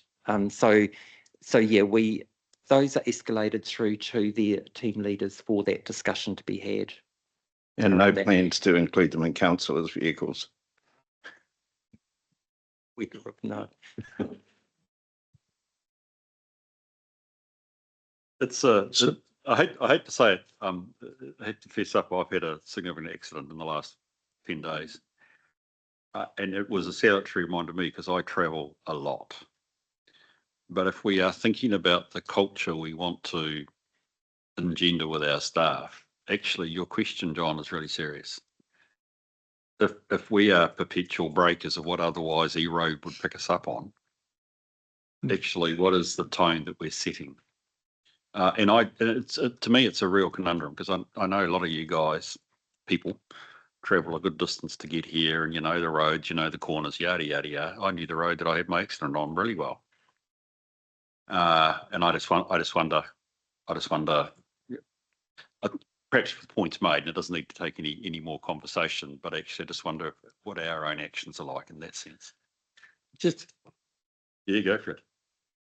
So I think I also need to take responsibility for Bruce's accident because he was rushing to get to a meeting. Oh, that's what I was too. I was meant to be meeting with you. That's right, I was too. I forgot about that. Yeah. But just in relation to council vehicles, all of our vehicles have a GPS in it, and there's two aspects to it. One is the health and safety of staff, and should there be an accident, we know where to find them, and we also monitor the speeding. Second being it's an asset of belonging to the ratepayer effectively, so if it's stolen or whatever, we can track it. The only exception is the salary sacrifice vehicles, which also have a private use component. So that would, I think there's 3 vehicles in the fleet which would be the mayor's, myself, and one of maybe 2 staff who have a salary sacrifice. We have a recommendation that we should put GPS in the salary sacrifice vehicles for the reason that they are an asset of the councils, and that will be something in the next roll through of vehicles where we'll look at doing, so that they then all will have GPS in them. It does raise some privacy issues about weekends and stuff like that, but at the end of the day, they are a council asset. Just ahead. Oh, okay. Look, Peter was first, and I've got you, Jerry. Okay. I suspect it's all the same topic, so keep going. Is there any, there's a couple of questions in all this. Is there any other, let's call it Big Brother monitoring that council does of staff activity? Not so much Big Brother, because there's some forms of privacy around this. But certainly from a say, we do have staff that go around and check on hazards and things, do Right. checks on offices and all those sorts of things. That's where you're heading in terms of. I guess I just have a concern about the fact that we're monitoring vehicle speeds, and it feels to me counter to a culture of personal responsibility that we're wanting staff to take. And so the question I have, I mean, I get it from where is the vehicle and where is it broken down and where has the accident happened and so on, and protection of the asset. But I'm just wondering what the staff response is to being in vehicles, knowing that their particular driving habit is being monitored. I think that's the conversation that's had, and I think you're right. So, I mean, if we have to go down a performance route, then we'll do that. I mean, if it's that serious, then we go down that route. And so, normally it's a conversation, discussion, verbal discussion, and then after that, then if it occurs again, then you definitely need to be, our staff know, or team leaders know, they need to go down a more strict type of performance management around that.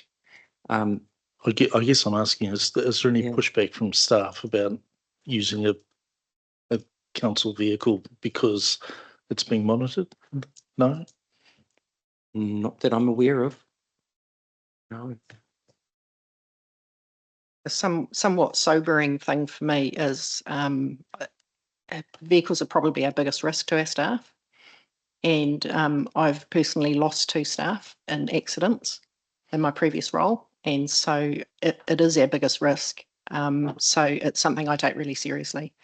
Having been through the pain of having that happen in an organisation. Yeah. And I'm happy with it. Yeah, I can endorse it. I mean, this is the issue, and this is not a vehicle accident, but there's been a recent death, as you've probably seen in local government down south, and it just really affects the organisation in a way that's really difficult. So perhaps we have had that. It's a useful. I mean, it's an important conversation, but perhaps we're seeing the good. Kerry, you've got a question. Oh, yeah, well, just a little add on to the complacency of driving. I work for a company that had 300 vehicles, and 80% of the accidents were backing or that last half an hour before we got home. They thought they were home, and that's when the accidents happen. When they think at the end of the day, they just think, oh, I'm home, and they just relax, and that's when they happen. So it was quite amazing, the statistics. And then they came up with a statistic of 562 times of the same event, you could cause a death. So there's some really strong information that was driven, and it was a big part of the company, the driving policy. So, yeah, bit of blah, blah. Thank you. Appreciate that. You've got another comment. I've got one other point to make. You go for me. Well, not about this though. I've just got. Look, listen. We are looking to plan, and I've talked about this and previously around safety walk and talks. Now, all our leaders from up and down the organisation will be required to do this, and we're looking to get you people as well as our senior leadership team go and have a health and safety conversation. So it's all very well being here and me talking to you about the hazards, but actually having the fullness of a discussion with a staff member around those hazards is another story, and it provides a better fullness of information and stuff that you can have. So what I have done, and we're going to make in the near future, I'll be taking you through some training on this. We want to make the process really easy, really quick, and really insightful. So I have designed a suite of questions that fit, and they're called conversation starters, health and safety conversation starters.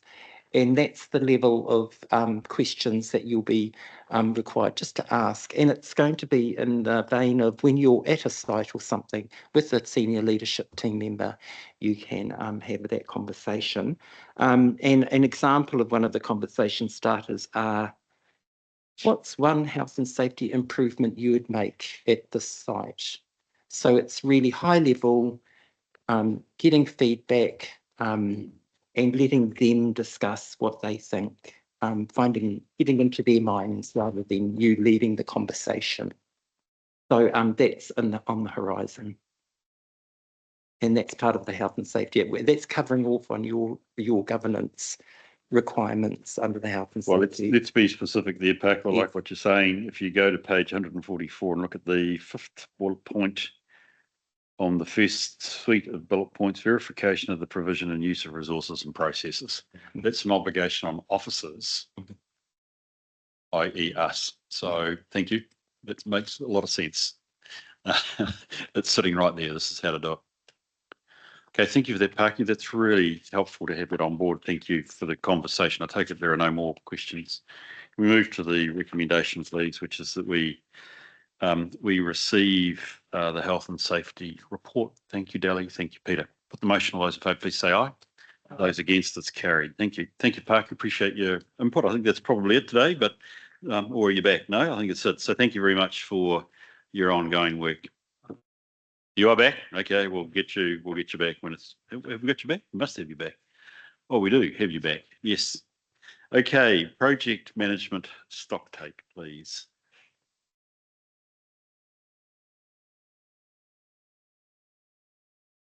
Oh, and Ian, welcome to the meeting, you guys. Great to have you here. When you're ready, we'll give us a snapshot of what's in your paper, please. Yeah, good morning, Mr. Chair and councillors. Thank you for the opportunity to present this report. It's an information report only. Earlier this year, staff undertook an independent assessment of CapEx delivery programs. There were several reasons for this. CapEx delivery is part of the CEO's KPI. Also, the activity is new to my new portfolio of infrastructure. So it was good to set a baseline of where things are at and do a stocktake. So we commissioned the services of Ian to have a look at where capital projects are at the moment, and his findings are presented in the report. So I will hand over to Ian. Thank you. Thanks. Thanks, you, Noel. please. Thanks for your time today. I'll take the report as read, but just as a summary. So this report was, our review was carried out in February, and the rationale for completing it in February was if there was any changes or mitigation actions, we had some time before the end of the financial year to implement those actions. The other aspect was what do we need to do differently for next financial year if there was any issues identified from the CapEx delivery programme. So I sat down with each of the project managers to review each individual CapEx delivery project, and then we assessed it from a red, amber, green perspective. Couple of points. So overall, 73.6 million for this financial year as far as CapEx delivery. Noting that there is some key changes that are outside staff's control. So we've kind of excluded that from the baseline. NZTA funding changes, which were outside staff's control. There was some legislation changes outside staff's control. So that was where software as a service was now treated as OPEX and not CapEx. So we've kind of said that there's some areas that actually need to be clearly identified as out of kind of scope as things that we can control. There was also key savings identified of 4.4 million. Quite a lot of that was coming through from the transport team. When we put the original funding streams together for the cyclone recovery, they were done quite quickly and obviously with some contingency. So what that resulted in is obviously us not spending as much money. And again, just being really clear that we have achieved savings. And that's not just in transport, but across the board. And I think that's a good thing that staff are actually focusing on efficient delivery as well. So we've ended up with a baseline of 62.1 million. We reviewed actuals up until the end of March, and then the planned spend up until the end of the year. And we kind of really focused in on what we still had to go, what we still had to deliver, and how realistic it was to deliver against that. So two key areas of focus was roading. So roading is by far the biggest CapEx delivery programme within council at 43%. Roading team's done extremely well, especially with the NZTA changes that didn't come in until September, October. So they've been able to pivot, replan and deliver, which has been great. We've worked together. We do weekly governance sessions now with the transport team, and that's with the Pinnacles team who are managing a lot of the project delivery there. And we have now, we identified about $1 million of risk back in March. That's now reduced to 200K. Just by implementing some key mitigation actions on those projects. So that's been a real success. They're over 90% delivery against target in that area. And again, when you think about going to next year, there's a change in supplier. So again, that risk will need to be really carefully assessed as a new vendor comes on board for that CapEx delivery for next financial year. From a Three Waters perspective, so the team's delivering 37% of the CapEx delivery programme. Against that, there is some risk still identified of about 3.8 million.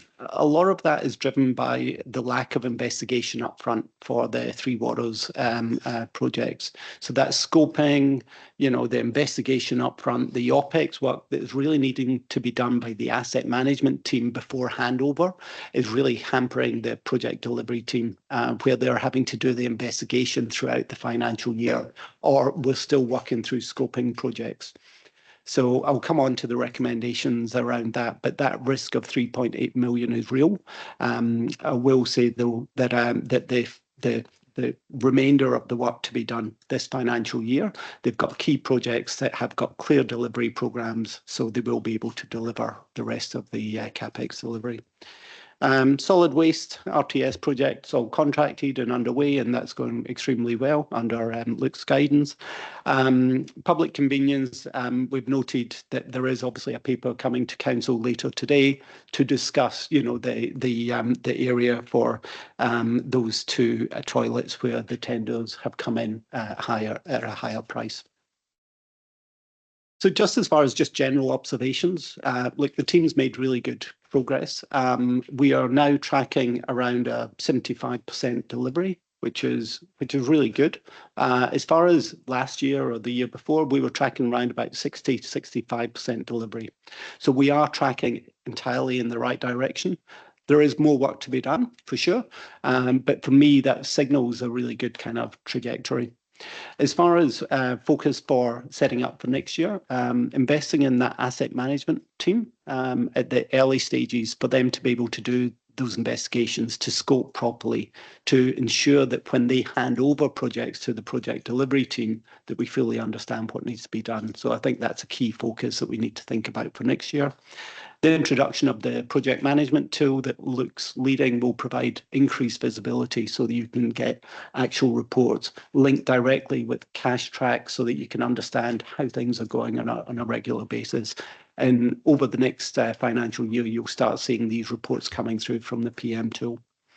And as I mentioned, just from a roading perspective, we just need to keep an eye on that risk with the change of delivery providers. That's it for me. Happy to take any questions. It's a really helpful report. Thank you, Ian. Thank you, Mo. It's helpful. Yes, Deli. The other Delhi.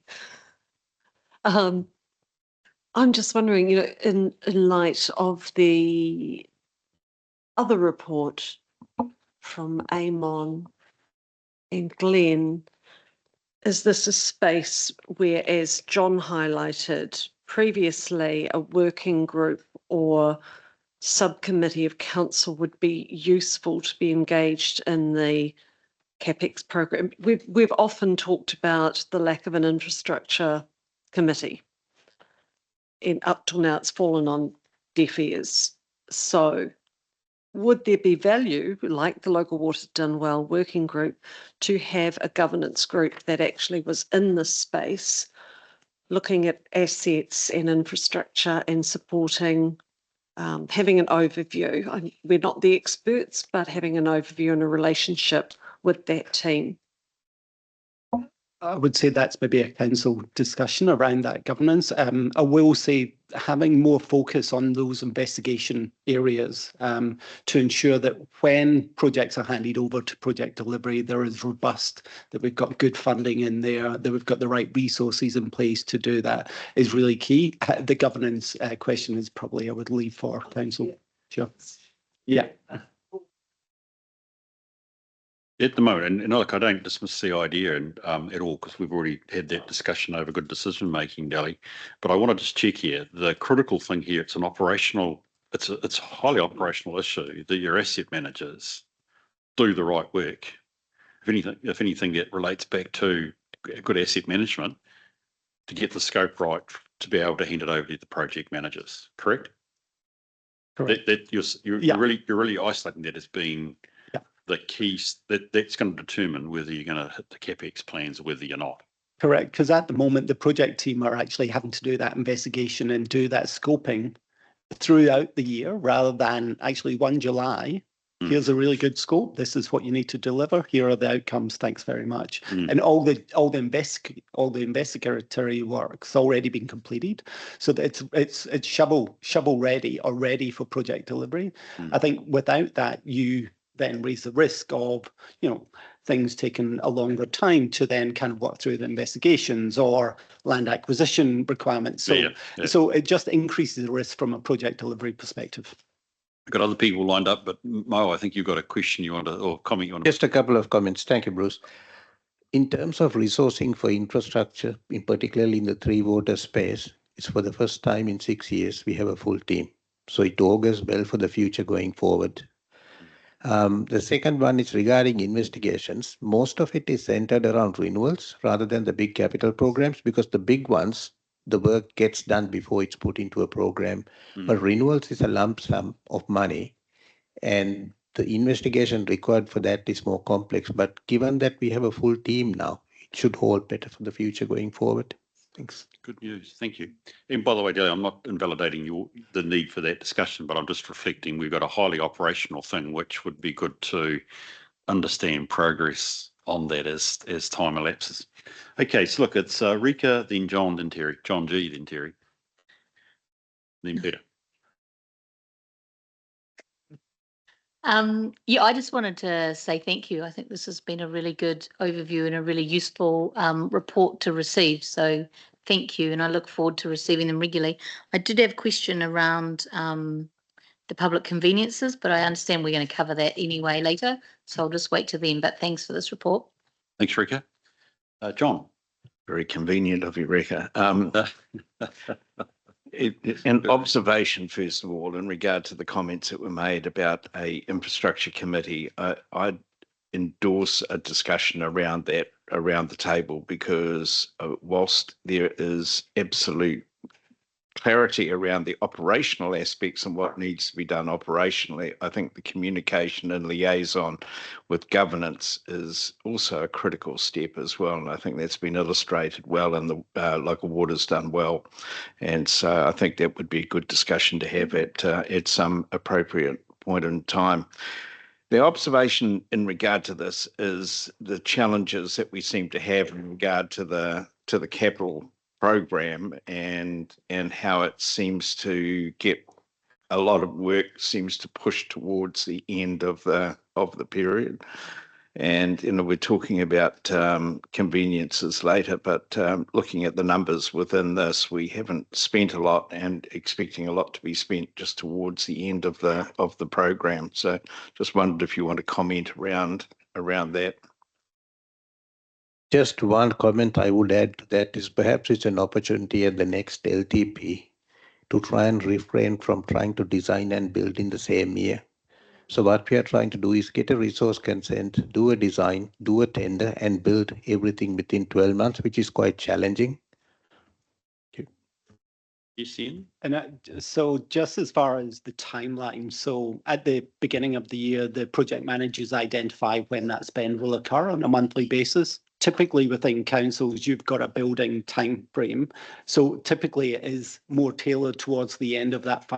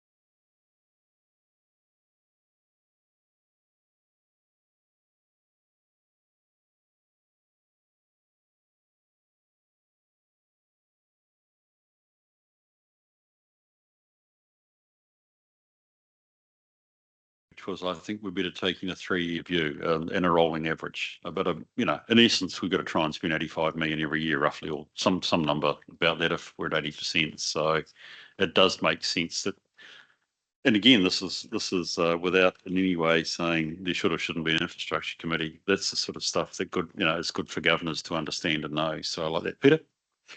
Yeah, thanks. Look, I think there's a lot of really encouraging stuff in here, as people have commented. So really good, and let's keep improving. I just want to get this clear in my own mind, but we signed off the LTP, or year one of the LTP, with the anticipation we were going to deliver 73.6 million, correct?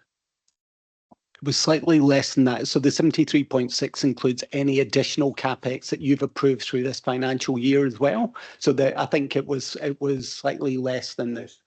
Yeah, it was maybe about 5 or 6 million less than that, because you've obviously added some new projects throughout the year as well. Okay. And the 4.4 million you talk about of savings, is that related to projects that relate to the bit above, where you talk about the key changes that have meant you've lowered down your forecast? No, so generally when projects are defined, you add some contingency to it. Yeah. Some of those projects don't need that contingency, some do. So that's been mainly a release of contingency. And as I mentioned in the transport project, when they put together the cyclone projects, they were done quite fast. So there was a higher level of contingency. Okay. So from a budgetary point of view, then it's not 62 million, 62.1 million. It's actually 62.1 plus 4 point. It's actually a $66 million thing that we're delivering on. But with some of that's we've made savings on. Yeah, absolutely. Okay, it's a good news story. Sorry, it's a good news story. Yeah, that's brilliant. So we're going to end up delivering 47.4. Yeah. Okay, so 47.4, I think, should be measured against the 66, not against 62. And that will just adjust your percentages. So I just think it's nice and good, but it's perhaps not quite so rosy. But the direction of travel is important. And the direction of travel that we're going on is really good. Yeah. And I'd like to also add my support behind the comments that Delhi has made and so on, that if we can sit around and work out how do we get tighter governance over our program, and not tighter necessarily, just at least get elected member governance over our program, I think it would be helpful. Mo, I think you had a comment to make, possibly on the savings and not. Have you had your? Yep. Thank you, Bruce. The savings, some of it is also tenders coming significantly under budget. Yep. So. Elsewhere, Peter, at some of my committees as governors, we actually look at those sorts of. Actually, we have targets for what we want to try and save on the assumption that the base is right. I mean, a budget is a budget, but on the assumption you've done the right scoping and sizing for your budget, we then look to see what targets. But we always seem to spend so much time confronting, we haven't got enough budget for it, and to find out that we've actually got a whole lot of things where we've come under budget. It's good. I thought you were about to put a motion of how we spend the money saved, Peter, but there we are. I won't entertain such a motion, believe you me. Okay, look, thank you for that, Mo, and that's really good. I appreciate your work on this. Thank you, Rika. Do I have a seconder, please? Thank you, John. I'll put the motion. That's John G. I'll put the motion. All those in favour, please say aye. Those against, it's carried. Thank you very much. Right, Donna. Fees, 23 grand. Tell us all. Oh, Peter, sorry. Sorry. I just want to make certain I make you work hard on your last meeting, but Peter, we'll hear from you instead. It's okay.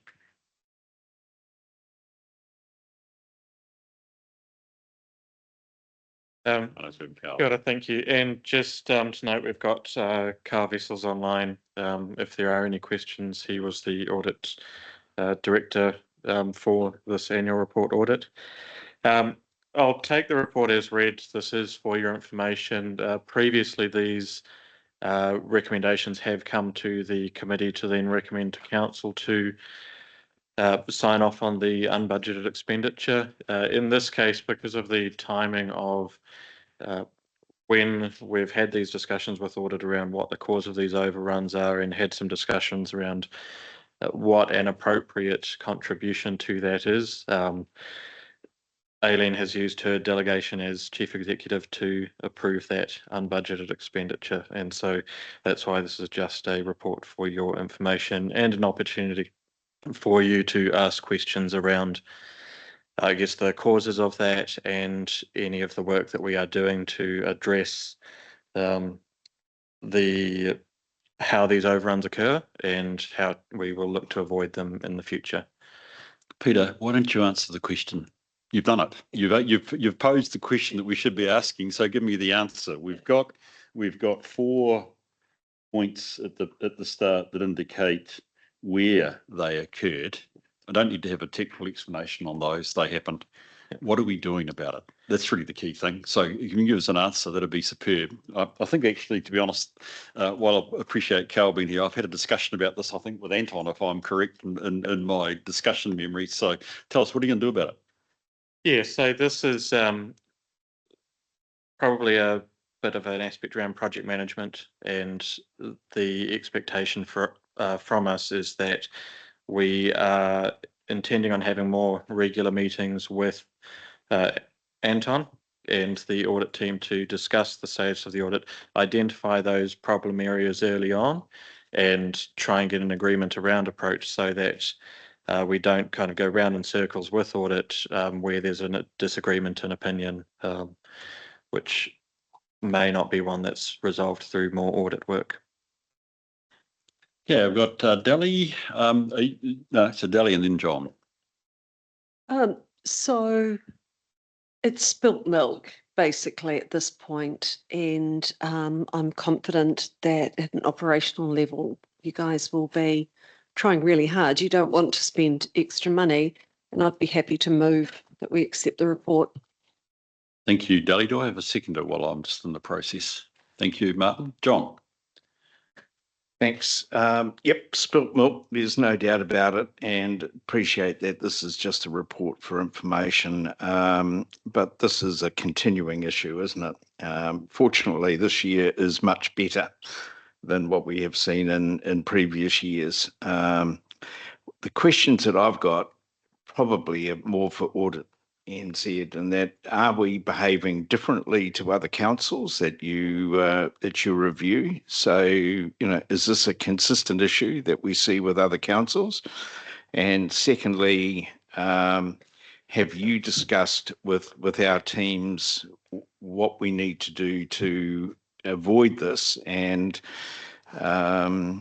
is there a plan in place so we don't see this continuing in future years? So I wonder if I could invite Carl just to talk to your first point, John, which is actually, are we so far unique that actually we should be worried more? And then perhaps Anton, if you'd like to come to the front, you might like to speak about actually the second part of your question, John. Carl, welcome to the meeting. Is there any comments you want to make about the general issue of fee recoveries that you're finding across the organisation? Thank you, Chair.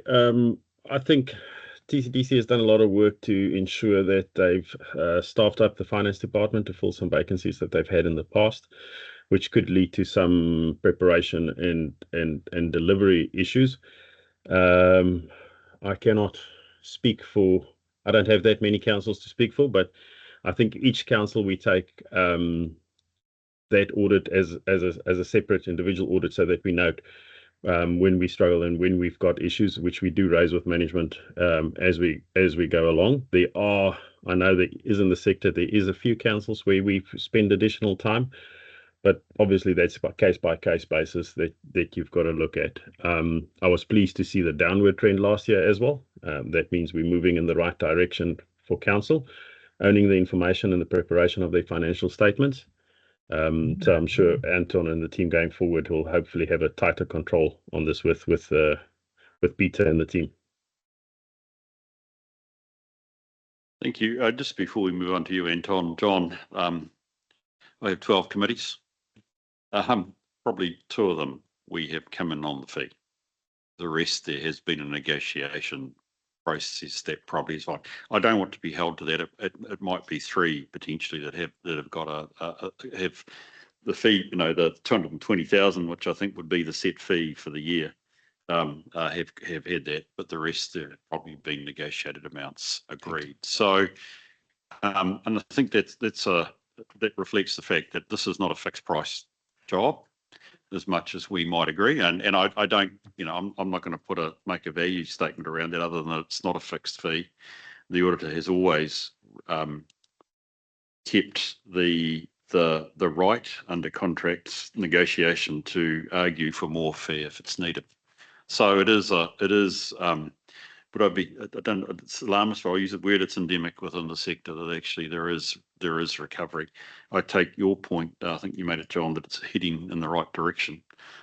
So Anton, we are going to have no fee overrun if we do things right with you and Peter, is that correct?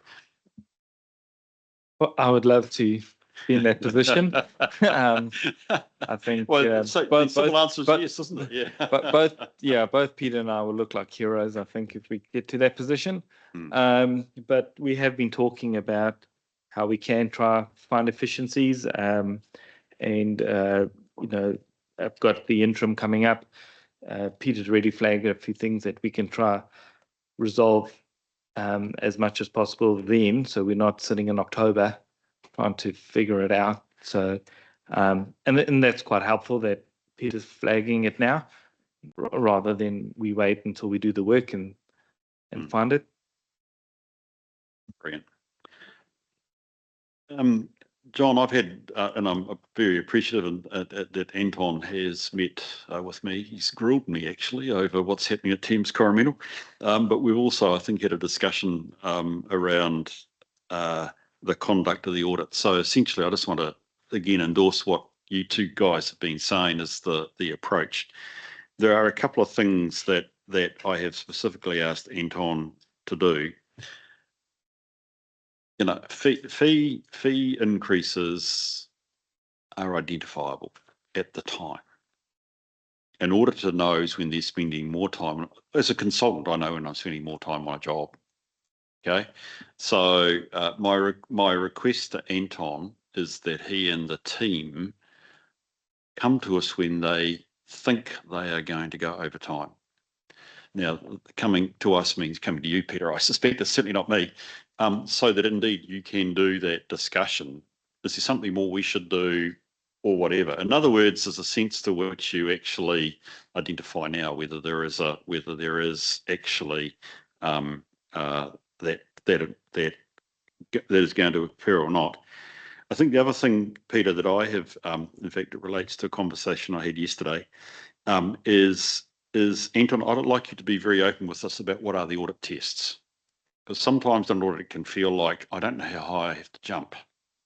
And the classic has been recently across the sector, the changing standards around what's expected out of evaluation and what is the tightening up of the audit test, if you will.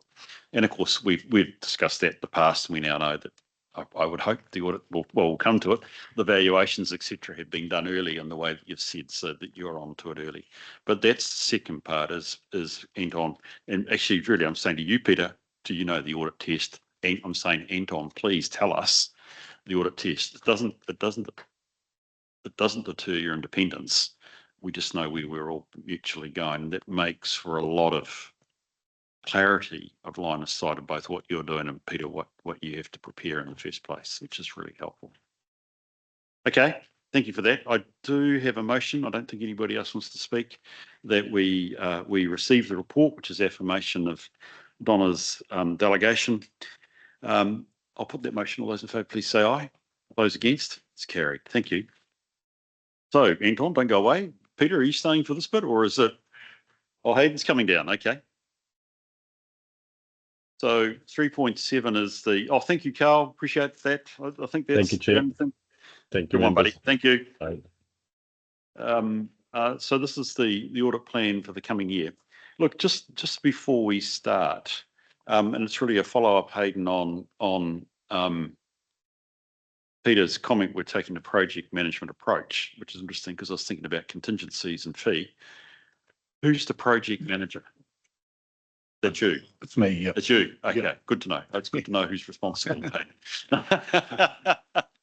Okay, no, that's good. I'm really encouraged by that. So look, let's have a look at this. I don't know whether you need to say anything, Hayden, or whether I go straight to you, Anton. It's your plan. Just tell us quickly a snapshot of your plan, Anton.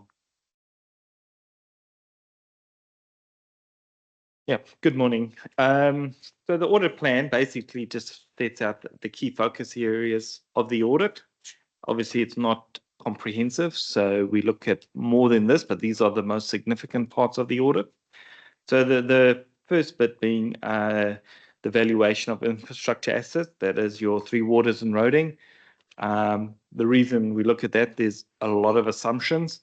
There was a report earlier today about the asset management plans. And part of that is what's the condition of the assets? What assets do you have? What is the pricing? We have to work through that with your valuers information and sort of confirm that what they have is what you're actually paying through your contractors and that. So that's a big piece of work. And obviously that's a big number on your balance sheet. And that has a big impact on depreciation and future rates. The other area is any assets not being revalued, such as land and buildings. We also, the council does a fair value assessment to confirm that it's not materially different. And we'll also just have a look at that fair value assessment to make sure it's reasonable and we agree. The other area, as councils really is in the business of managing these big assets. And so we look at just on property, plant and equipment, impairments, any capitalization, and in the recognition of completed assets. Is that note correct? The other area, and it's a standard for all audits, it's not just councils, it's all audits, the risk of management override, because any entity management is in that position that they can override control. So we do a bit of work there, as highlighted, such as looking journals and any assumptions or unusual transactions. The timetable you will see in there, we've got an interim in June, and then we're coming in towards the end of September. We have, the plan is to meet the statutory deadline of 31 October. And so to help manage that, we've also using largely the same team other than myself as last year, so that there's not too much learnings of how this council does their work. I think the other things I've noted is that we have set what our materialities are, the levels we work to. So overall materiality, that is basically your revaluation of movements on the assets. We work at about 200 million. However, all other items, which includes additions to PPE, expenditure, payroll, those we work on about 3.6 million. And then there's also an element that's we call clearly trivial. That means if it's small, we're not going to sweat too much about it, and that's set at 180,000. Then we also have in the as councils, not really in the business of making a profit per se, but to deliver service to the community, and part of that is delivering a level of service as agreed in your long-term plan. You've got a number of measures, but we have chosen a few that we think are the most significant. One is the drinking water, the safety of your drinking water in compliance with the drinking water standards. We'll have a look at that. Any fault response times to drinking water complaints or requests, should I say requests for service. The other, stormwater, any compliance with your consent.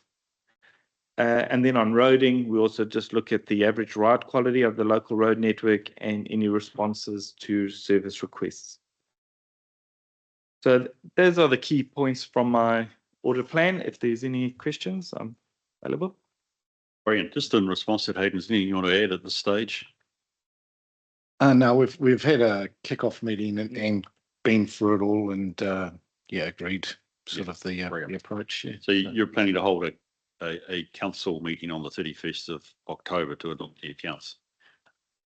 Yeah, we're still Working that one through? Yeah. Okay. Yeah. Yeah. Yeah. It is the last technical date Technical, legislatively. Yep. I mean, and I want to encourage it actually. I want to say that it would be good to do it. Because if it's not, we'll have to do something with the annual report as well. And yeah, no, we're adopting that. Okay, questions firstly. I've got Peter, and then I think I've got Deli. Yeah, thanks. And then Gary. Do we have any risks or vulnerabilities or complications, the fact that Donna is leaving?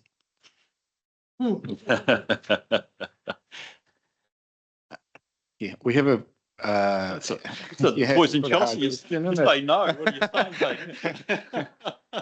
As I think Carl actually indicated, we actually do have a full finance team, at the moment. Obviously, we're losing Donna. But previously we've had, vacancies, and that's made it really hard. And we've had all sorts of other things going on at the same time. But yeah, losing Donna won't be, we think we'll be able to manage, but it won't be great.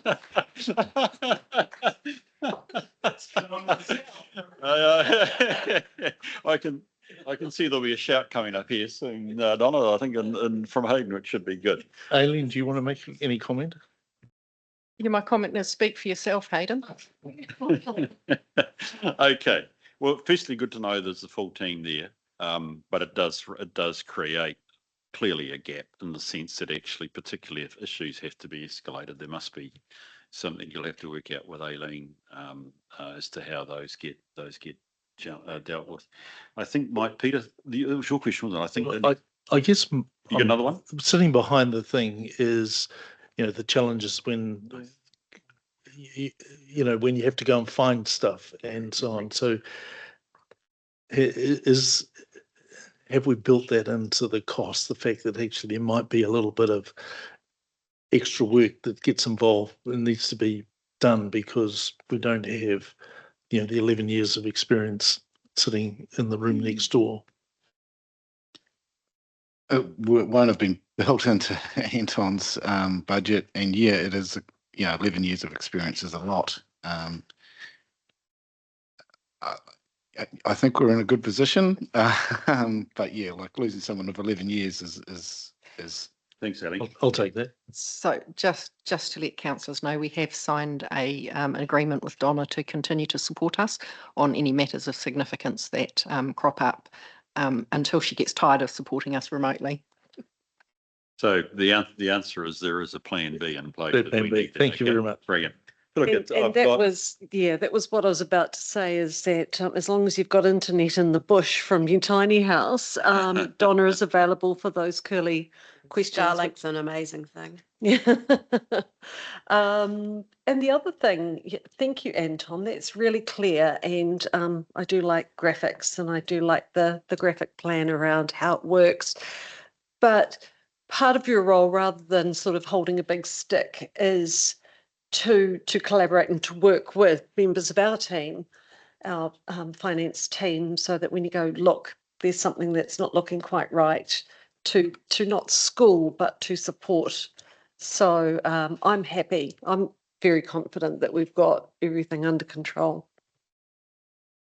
Thank you, Deli. We've got Gary and then Rika. My question is under risk. How much interest, what role would Audit New Zealand take if there's litigation against the council, which raises concerns of improper behaviour? Do you take any interest in that? Where the interest comes in is in your contingent liabilities. In the standards you need to disclose is any contingent liability, which would be something like a litigation, because it's a potential liability of unknown amount or timing. So part of that, we look at your legal confirmations. We send a letter to all your lawyers asking them for information, but that's obviously signed through by management to that they can provide that information. Then if there's anything further than that, we'll talk to your legal team or escalate it further to just to get an understanding if there's something needs to be disclosed. The accounting standards do have some leeway when if the council could be significantly prejudiced in the disclosure or an entity. So we'll work with the team to make sure that you comply with the standards, but you don't necessarily jeopardize the council's position. Thanks for that, Anton. It's very helpful answer. Rika. Firstly, Peter had his hand up, Oh, but you couldn't see. So that's, I don't know, we might have moved on. Yeah. This. You have a little bit, but it was more to Councillor Rebel's point just on the risk identification in the audit that may not be budgeted for. And so the point I was making earlier around that project management approach is we have gone through that identification of areas raised in the previous audit, areas that cause concern, and how we're resourced for or to address those areas this time around. And also doing a piece of work on what are our key risk areas for this audit that might derail the audit and annual report as a process. So hopefully that answers your question. Thanks, Peter. Very helpful. Thank you, Peter. So, Rika. Yeah, sorry, I only just had one comment, and that was really just an observation as I looked at this timetable and I cast my mind back to the start of our current term. I didn't realise that new incoming council then signs off. Yes, I didn't quite clock that. So that would be interesting for those folks around the table. I think will be good to check in. That's a very important point, Rick, and I'm glad you raised it. Is in some way, as the outgoing committee, we will need prior to the elections to pass our best information on to the new council as to where the annual report, its audit, etc., is at. And I'm conscious of a couple of things. The receiving of an audit report and an annual report seems simple, but the critical thing is that the mayor and the chief executive have to sign off the annual report, number one, and most importantly, have to sign off the letter of representation, which is amongst other things, we've given you all the information you need. You've had access. We have reported to you all instances of fraud and litigation and yada yada yada yada. The list is extensive. It can be very hard to ask, even for those of you that might be back around the table, to ask a new council to sign that off when it hasn't been their year that they're responsible for. So I think closer to the October election, we have to consider some form of possibly extraordinary committee meeting where we make those inquiries and say, look, to the best of information to X date, let's argue an early day in October. We think everything's tickety-boo, or, Anton's indicated that there are 3 matters that have to be cleared. And that gives a level of assurance to the new council when on the 31st of October, they have to approach that. There is no easy way around it, but that's the best way that I know of from my years running committees. It's the best way we can make it safe for the new council to adopt. So thank you for that. It's really, we would have hard work for us a wee bit closer to the elections, I suspect. Thank you for that. Any other questions from folk? Anton, I always say this is the honeymoon. It's full of promises. It's full of promises from us that we've got the staff, we'll do it, we'll deliver. Yeah. It's full of promises that you won't charge us any more money. So look, I just wish you well that we as you go through this. I'm thrilled to hear about the project management approach. Can I just say to the rest of the committee, Anton's engaged with as the new incoming director. I actually was talking to his boss last night, of all things, not on Thames Coromandel, but something else. But I did pass on that Anton, so far, at least from a chair's perspective, has made every post a winning post. So I don't do that so that you can't get your head out the door, Anton. I do that to say you're doing exactly what I expect, but I am very grateful that you are. Yeah. And I hope you feel, A, welcome here in this meeting, and B, that you will keep good comms going in the way that we've all committed to. Well done, Peter. Not Peter. Hayden, all the best. Great. You got a full team minus Donna with a sort of a plan B approach, which is really good. Well, I thank you, Sherry. Our next meeting, our last meeting, I think, is the 2nd of October. So that's about the right time for us to do exactly to deal with the point that you've made and got out of me, Rika, which is superb. Thank you. Can we? Sorry. No, I'm about to see if somebody is prepared to move it, to be honest. Look at that. I've got Deli and Rika, and I suspect I'd better check what it is. It's to receive it. I'll put the motion. All those in favour, please say aye. Those against, it's carried. Thank you for that. Thank you, Anton. I suspect that's okay for you now, but stay there, Hayden. Go for it, buddy. Treasury. Through the chair, I'll take the report as read. Some of the key things that has happened since the last audit and risk meeting is, firstly, we repaid $10 million worth of April 25 maturing debt.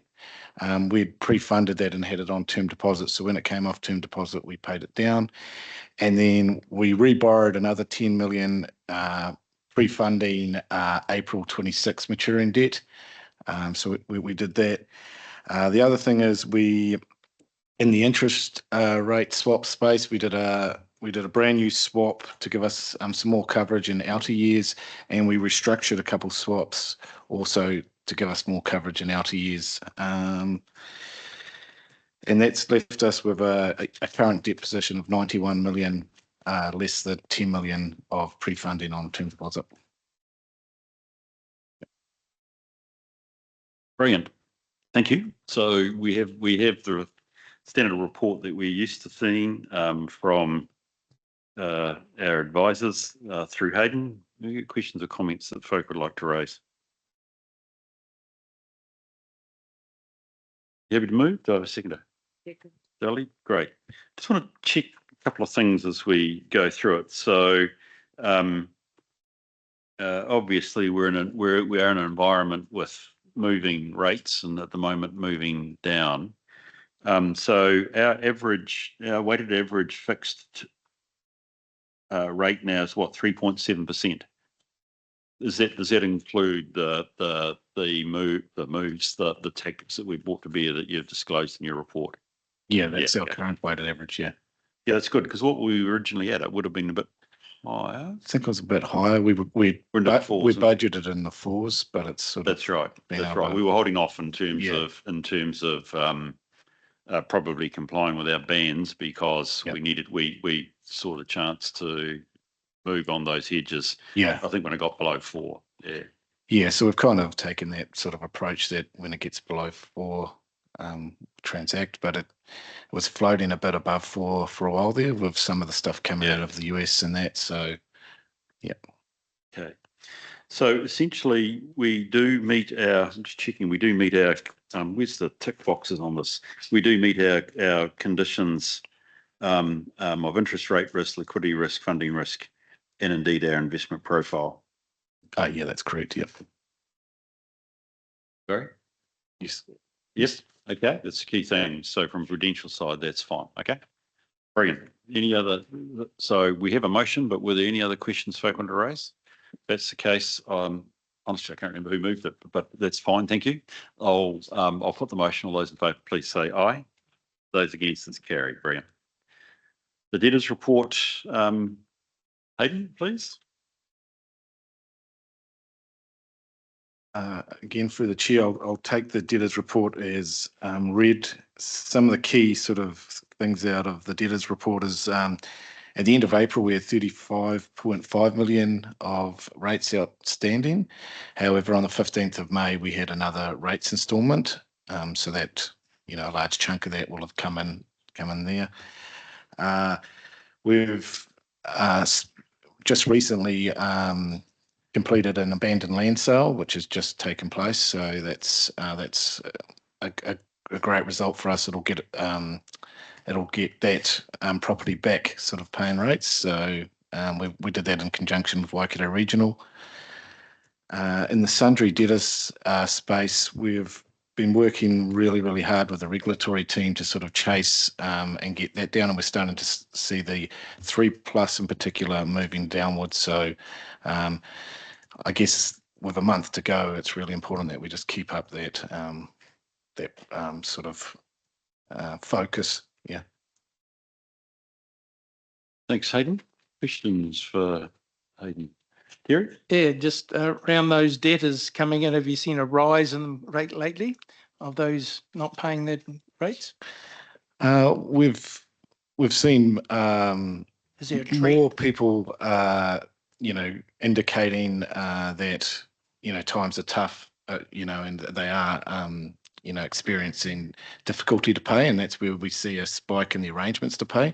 So whenever someone says that they need that that it's tough and they need the a bit of support, we'll definitely go for an arrangement to pay to sort of help them with the payment of those rates.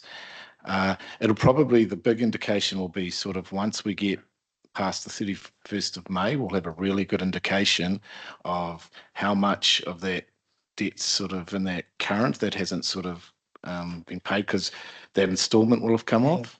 And obviously there'll still be 30 days, but rates will still come in, but it'll give us a really good indication in a couple of days once we roll month end. And what about reverse mortgages? Do you understand do you get involved with any of those? No, we don't. Do you know that they're on or not? Do you have indications? No, I don't know. I haven't really heard. Okay. It tends to be, it depends whether there are any providers out in the market doing that. Yeah. Yeah. There's a few that are getting, I know that have got them recently. Yeah. So just, asset rich and cash poor type Yeah, thing. but they'll be dealing with a third party. Third party,